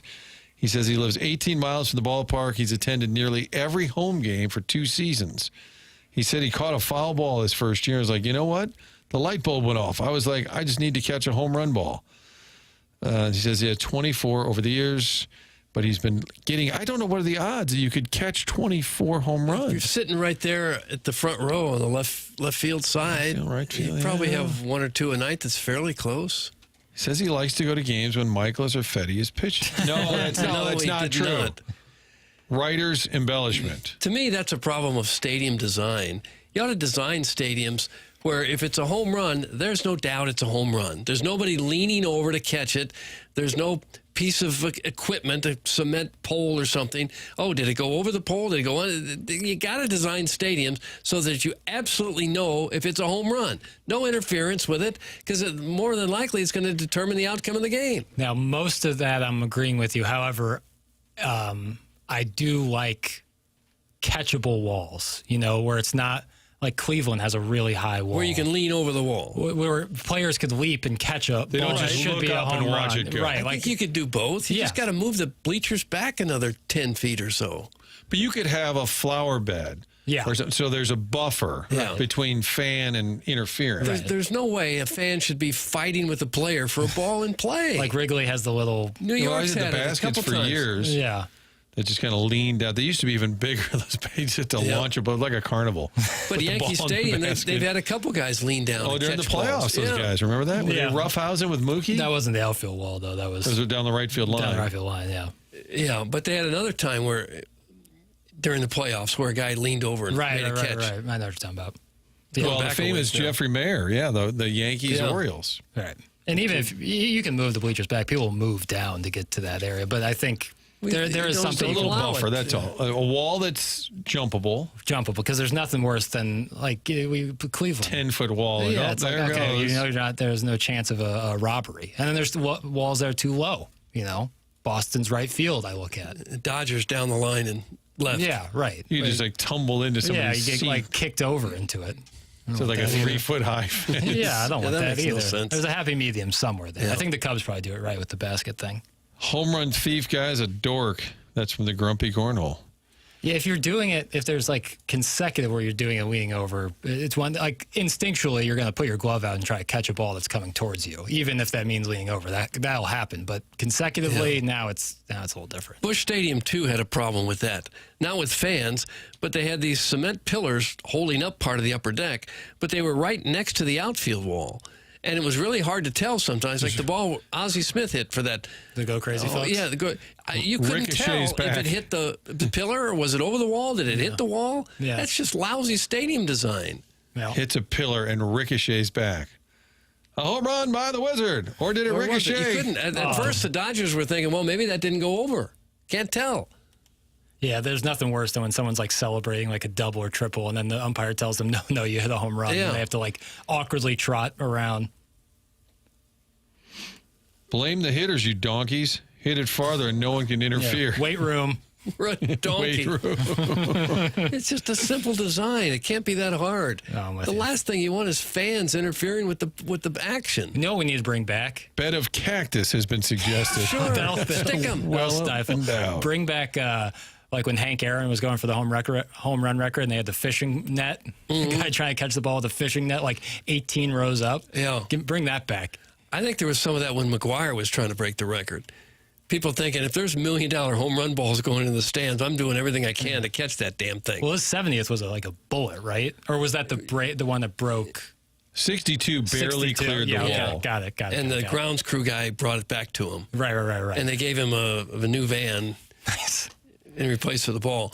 70 hit in the lowest section of seats. And the guy caught it and sold it for like $3 million. Phil Ozerski worked at Washington. $3 million. Yes. That's when you do when it's hot, sell it. Yeah, don't sit on that ball. Wait till a congressional hearing devalues it a little bit.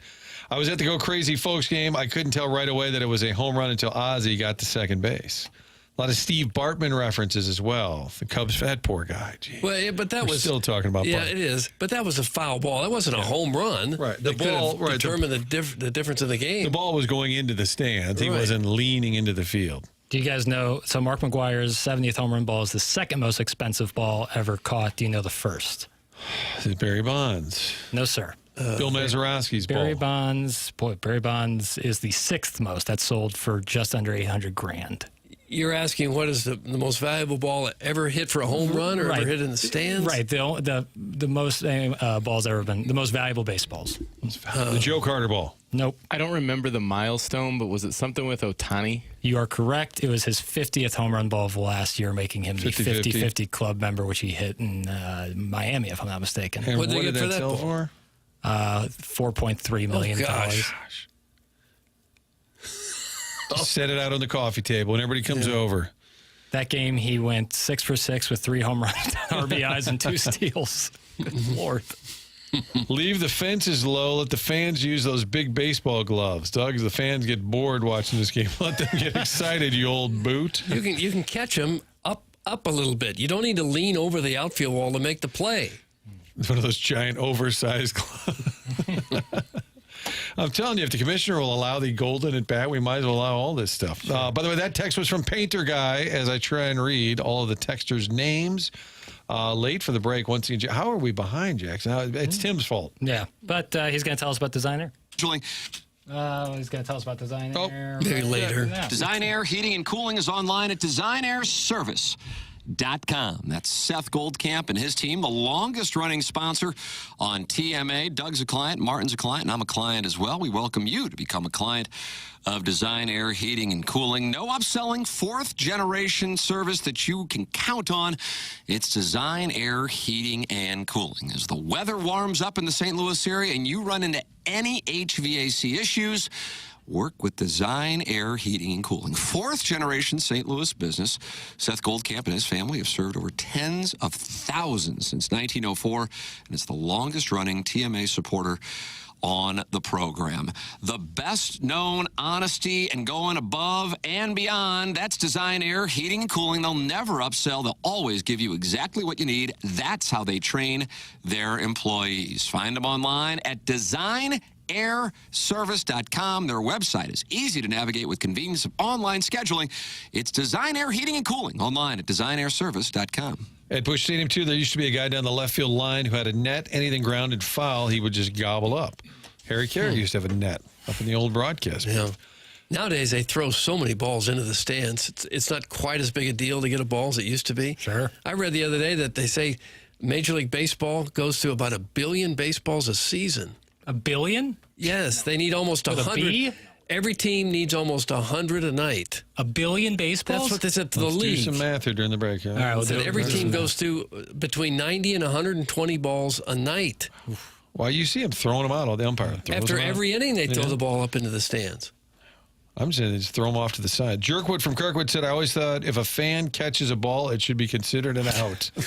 That's the way it is in Savannah Bananas. Oh, yeah, right. I'm seeing just shy of 300,000 balls a year. Is that one? That's one team? No, that's because I read an article league-wide. just yesterday said it was upward like 1.2 billion. No I said, way. Really? I didn't think it was a way either. But Doug, you a lot dumbass. of That's balls. why there are umpires down the line. People are just angry. Car Wash Dave. there's not down the line in a regular season game. I don't know. You got called an old boot by somebody else. Even still, whether it's down the line or not, it's still hard to tell. All right, we got to go. I'm sorry, we have to go to Don't break. tell us what we have to do. We have to go to break. I looked at the script and it said dramatic pause. I just wanted to follow the script. It's TMA brought to you by Brown and Crouppen.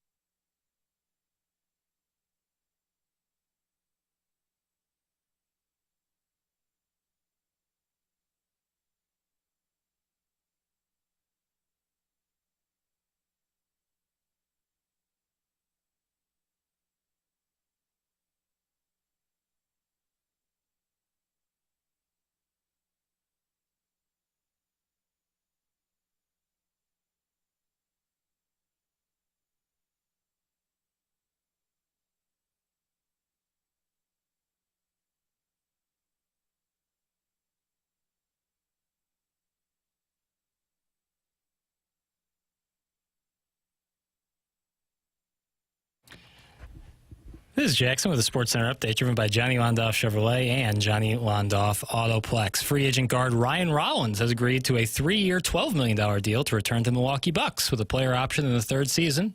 Mike Silverman and Brandon Greer's agents of Equity Sports told ESPN today. That was their Sports Center update driven by Johnny Londoff Chevrolet and Johnny Londoff Autoplex. See them at Londoff.com. Chevy, together we drive. Are you kidding me?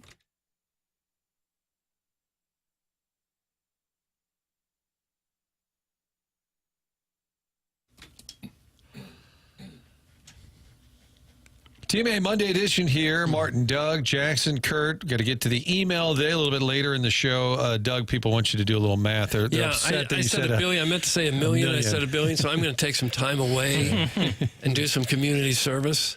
Doug's going to take write some apology letters. People meant a million. They were a little concerned about your accounting skills. Yeah. It's 1 million baseballs a year. 1 billion would have been a little shocking. There is a difference. Tim's not here, but we still mangled the clock. We did that all on our own, but Tim is still here in spirit. Yes.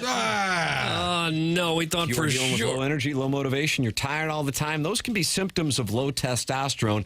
That's where Mentality can help you. Mentality is a local healthcare facility that specializes in helping men feel and perform at their very best. Board-certified physicians who I've gone out there to see get tested, and they check out your free testosterone levels, which many doctors overlook, and that ensures the treatment is tailored to your body. That matters. Get checked out at Mentality. All you need to do is go to mentalityhealth.com/radio to find more information. It's Mentality. Mentality physicians have helped guys discover and address other health conditions during routine checkups. It's fast, it's easy, and it's safe. I've been tested, so I can recommend to you the testing process at Mentality, mentalityhealth.com/radio. Email of the day coming your way at the end of the show. The Design Air email of the day. Fire those off the morning after at InsideSTL.com. BK Ferrari coming your way at the top of the hour right here on 101 ESPN.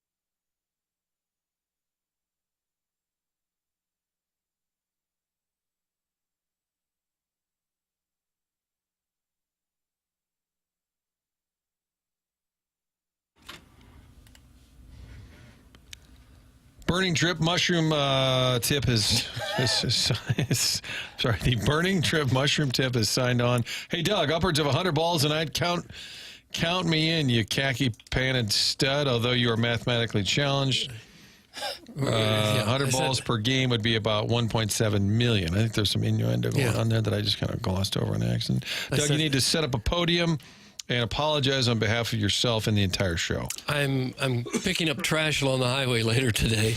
I said $1 billion and I meant $1 million, so I could not be any sorrier. One of those poking sticks? Yeah. That was from Who's on First. Marty, you can still leave. We're good, bro. That's from the 314. Nonsense. We love having Martin here. You're good, bro. This show's nothing but effing commercials. That's on me, okay? That's what did Mike Mart say? Shoot.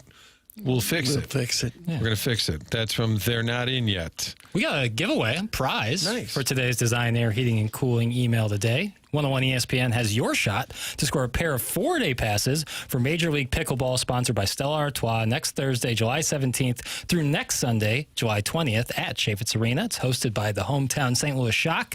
This event will be the largest indoor pro pickleball event ever. One of the listeners can also get a special discount on single-day and 4-day tickets by using the code WXOS. I'll repeat that code, WXOS. You can find out all the details and bonus chance to win free tickets for Major League Pickleball at 101ESPN.com or on your 101 mobile app. We will be giving away those tickets today for the Design Air Heating and Cooling email today. Doug, you're the prince of misinformation. You've been suspended for a period of 2 days' time and have been assessed a 25% tariff on all your future takes. They're the unknown DJ coming after you. He does not have suspension power. Is that like garnishing your wages, taking 25%? Wow. Because you get paid per take. Right? Yeah. It's a pay-per-take model. Mm-hmm. We may actually have to let Tim know that Arbor Day got banned by Doug. Well, you got 10% tariffs. Well, it's not supposed to feel good.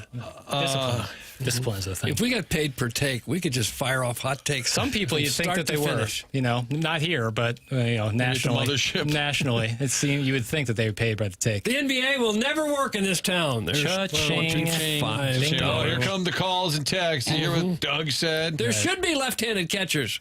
Mike Squires, I think, did it for the White Sox. We'll take your Mike Squires calls. That's coming up here on TMA, presented by Brown and Crouppen.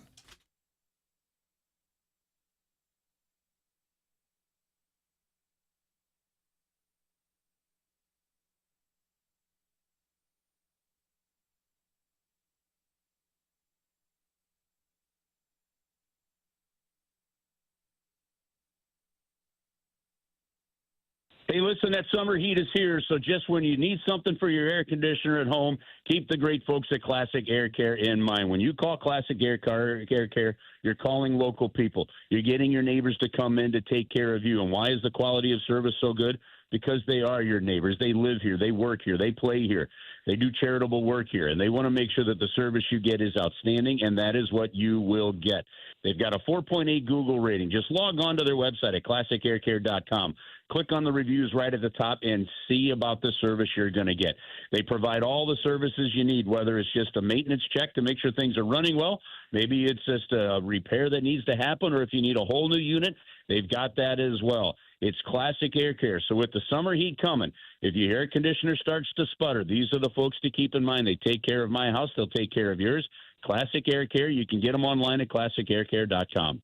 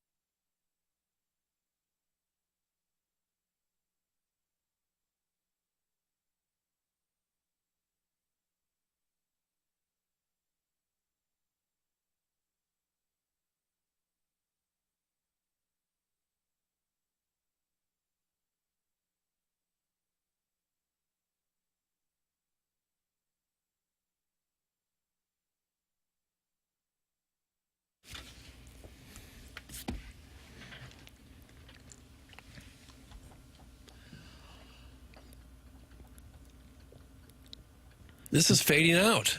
Is it a banger? No, this is just a bed. Just a bed. Bangers and beds. Weekdays. 10 o'clock hour on TMA. Brought to you by Brown and Crouppen, Martin, Doug, Jackson, KG with you till 11 o'clock. Tim on vacation in the Hamptons. We just like to say that. Then occasionally you'll get a listener who says, "What? It happens all the time. You guys all go to the Hamptons?" Happens all the time. Where's the Hamptons? We're like, we don't really even know where it is. Fine. Jackson does not drive a purple Mini Cooper. No, I did not. I thought you did for about a month and a half. I thought you did. Still new. You've never owned a Mini Cooper? Would hardly fit. Would a normal-sized person fit in there to drive? Yeah, Mini Cooper. That's though, a right? normal. I think you might be confusing what a Mini Cooper is. No, I know what a Mini Cooper is. It just looks like it. If you're a tall person, it wouldn't. Yeah, be if you're like 6'5", 6'5", 6'6", it's going to be tight. But there's not a lot of cars that are built for people that tall. Shaq famously took 2 Lamborghinis and essentially welded them together to be able to fit in them. That's when you know you're too rich. Yeah. It's 2 Lamborghinis. Didn't he walk into a dealer? Wasn't this his story? And they, maybe early in his career, they didn't know somebody didn't know who he was. And they just kind of disrespected him, so he bought 5 immediately, like Ferraris or whatever they From were. somebody else. Yeah, they were just sitting there. And Cards off today, Doug. Okay, so what'll we do? They're off yesterday. They're off Friday. Eric Fetty made the start Sunday night. Cards lost 11-0 on national television. Friday's game, Apple TV. Maybe not all saw it, but Miles Michaelis set a record, gave up 6 home runs in the game.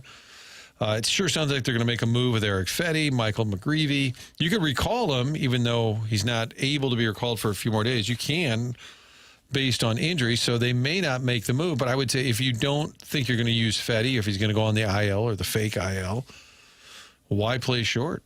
You know, They do that a lot too. They'll wait. Like, don't play short. Maybe a little roster reset will happen between now and Tuesday night's game. Nationals are in town. Cardinals currently 6.5 back. Remember the enthusiasm 2 weeks ago, Doug? They took those first 2 games. They were 2.5 out. I went to Chairman Steve's balcony, and it's been all downhill. That Pirates series was really the bummer for me. It's one thing to lose 2 out of 3 to the Cubs. Lots of teams do that. That's a really good team. But to not score a run in 3 games against the last-place club? Deflating. Yeah. Shut out 3 straight. Couldn't hit against the Pirates, couldn't pitch against the Cubs. Were it not for the Pozo moment, it would be a totally lost week, 1-5 over the last week. 6 games left till the All-Star break.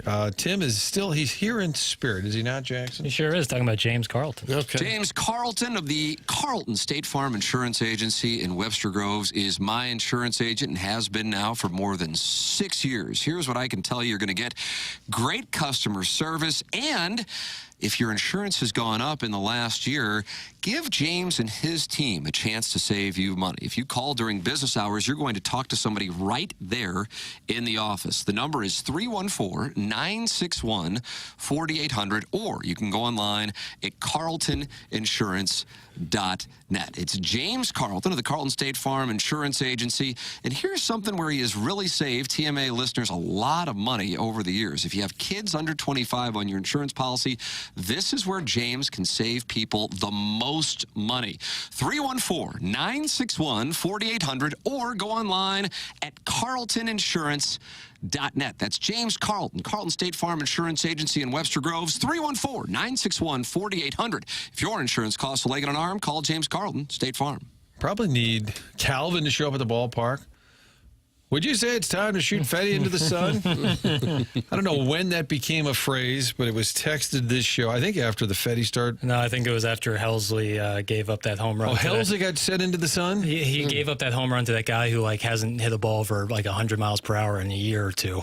And and that was after some big hit. I can't remember. It happened 2 weeks ago, and I've completely forgot. It shows you how insignificant sometimes things can be. Maybe they should build just a giant cannon with a launching pad right outside the bullpen. Just as a threat to relievers. We will shoot you straight to the sun. And they're walking, unless you get an out. Walking towards the parking lot, and some security guard says, no, this direction. You're going to the cannon. It's tough. I'll give Martin a sawbuck if he reads a Dear Deidre article.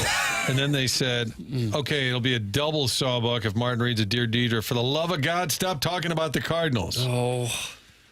They played over the weekend, Doug. Yes, they played did. Played at Wrigley. And they don't play tonight, which is a good thing because I got to do a lot of time at the food pantry. That's right. Taking time away. Time away. There were a lot of texts earlier clarifying that Navy Pier does fireworks every Wednesday, Saturday, so it made sense they would have been doing them on Saturday the 5th. It's just every Wednesday, Saturday. Wouldn't you change that up for 4th One of would July? think. One would think. I don't know. We're so locked into a routine, we can't recognize a national holiday? Well, we recognize Design Air, Doug, and I know you know a lot about Well, Design a lot of Air. people should recognize Design Air. When it comes to heating and cooling, you got to trust the name. It's been around longer than all of us. Design Air Heating and Cooling, proudly serving the area since 1904. That's more than a century of keeping homes comfortable and customers very happy. They're not just another HVAC company. They're the longest-running sponsor of TMA, and that loyalty says a lot to us. At the helm, Seth Goldcamp, a name you can trust, leading a team that truly values integrity. At Design Air, they believe in honest work. You'll never be sold something you don't need. Whether you're dealing with the St. Louis cold or the summer heat, they've got your back with dependable service and no-pressure solutions. Visit DesignAirService.com and schedule your service today. Design Air, comfort you can count on since 1904 and home of the handsome repairman. Without Tim, this show is like the kid who was forced to read the morning announcements in high school but didn't know how to read. That's from Brickle Bottom. Hey, you're all okay by me, even Jackson. Thanks. That's from Thanks, Dad. Take that. Even Jackson. Hey, Doug, I think I'll drink 1 billion beers over the weekend. Is that right? Oh, I didn't hear Doug's take, but I'll back him 100% no matter the reason. The man's a local treasure. Okay, there we go. From the There we go. 816. All right, coming up, email I like of kittens and bunnies. And bunnies. Should I get dropped in this hour? Yeah, you better. Oh gosh, the dropped auditing. Tomorrow is a little lean on the dossier, and then the Cards don't play tonight. It might just be a drop fest. Yeah, it'll be the people's show. Next, it's email of the day, brought to you by Design Air.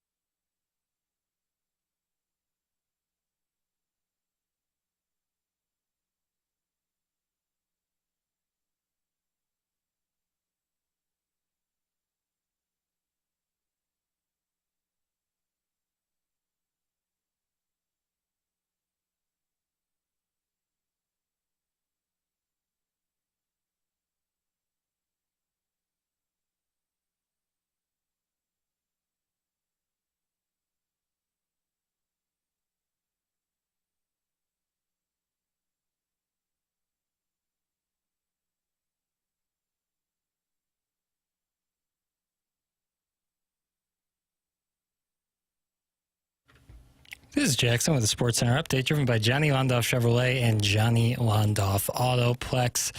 The U.S. men's national team played for the CONCACAF Gold Cup last night and fell to Mexico. Final score of 2-1 as Mexico wins back-to-back Gold Cup, their 10th Gold Cup title in history. That was another Sports Center update, driven by Johnny Londoff Chevrolet and Johnny Londoff Autoplex and Londoff.com. Chevy, together we drive. Are you kidding me?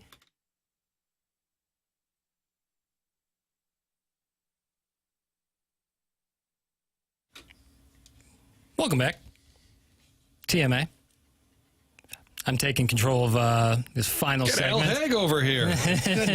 As of now, I am in charge of the country. Yeah, just taking over for this last segment as we close it out here before BK and Ferrari at the top of the hour for our Design Air Heating and Cooling email today, which will come to you in just a moment. 101 ESPN has your shot to score a pair of 4-day passes for Major League Pickleball, sponsored by Stella Artois, next Thursday, July 17th through next Sunday, July 20th at Chaffetz Arena. Hosted by the hometown St. Louis Shock, this event will be the largest indoor pro pickleball event ever.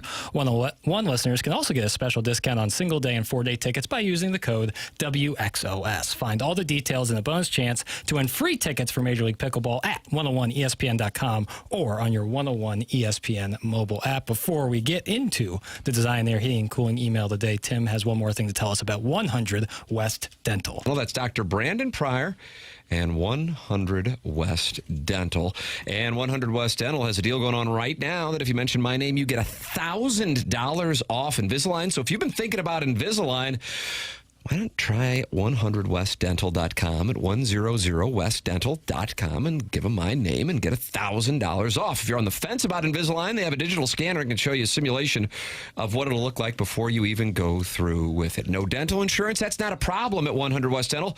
The membership plan aids in the cost of dental work for those who do not have dental insurance. And no phone calls needed to get in. Just check the calendar online for availability and you book right then and there. 100 West Dental is located on Manchester in Baldwin. It's 100westdental.com. All right, it is time for Design Air Heating and Cooling email today. Okay. Well, it's been a long month with Tim away, but look at you guys getting through it, starting with the memorable discussion about how time zones work. I kind of feel bad for Martin for having to be subjected to all this for an extra hour. It's comforting to know that Doug's bug died doing what he loved, being inside the Doug. That's from Shooter McGavin, the vice president of Cottages. I didn't like it. Shooter McGavin. I didn't mind it. Vice President, Cottages. Good try today, B-Team. Our sweet Prince Tim will be home soon. I can't wait to hear his perfect voice. Can anyone please describe how this Cardinal team could win a series in the playoffs?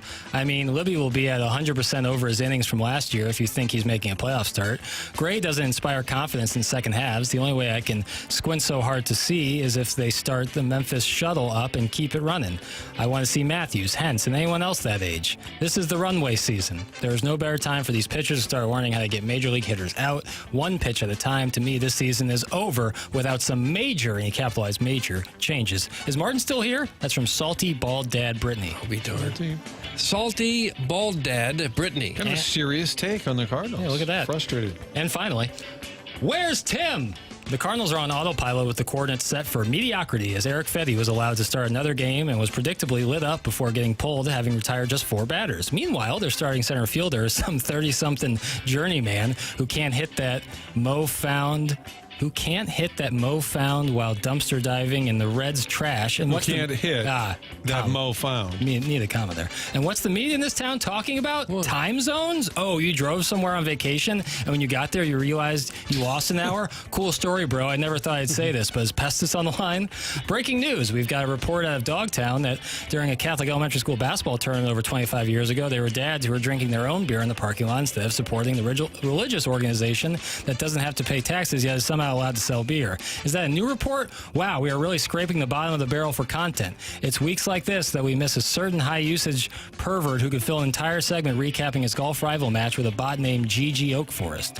I, for one, would enjoy more movie segments where Libby Jack discusses film with the self-awareness that he sounds like a huge pretentious D-bag, his words, but he leans into it because it's good for show content. R.I.P. Michael Madsen. Everyone remembers him as Mr. Blonde from Reservoir Dogs, but don't sleep on 1994's The Getaway, which which features How long is this? Madison sleeping with Jennifer Tilly in a motel room while her husband helplessly watches as he's tied up in the next room, to which Madison quips, "Get back in there, you pervert." That's from Buck Swope, DBA. Swope. Recess Ladies Breast, and that's what we got for the design there. Heating and cooling email today. What you got, though? Okay. I thought Buck Swope made the best effort today. Buck Swope gets my vote.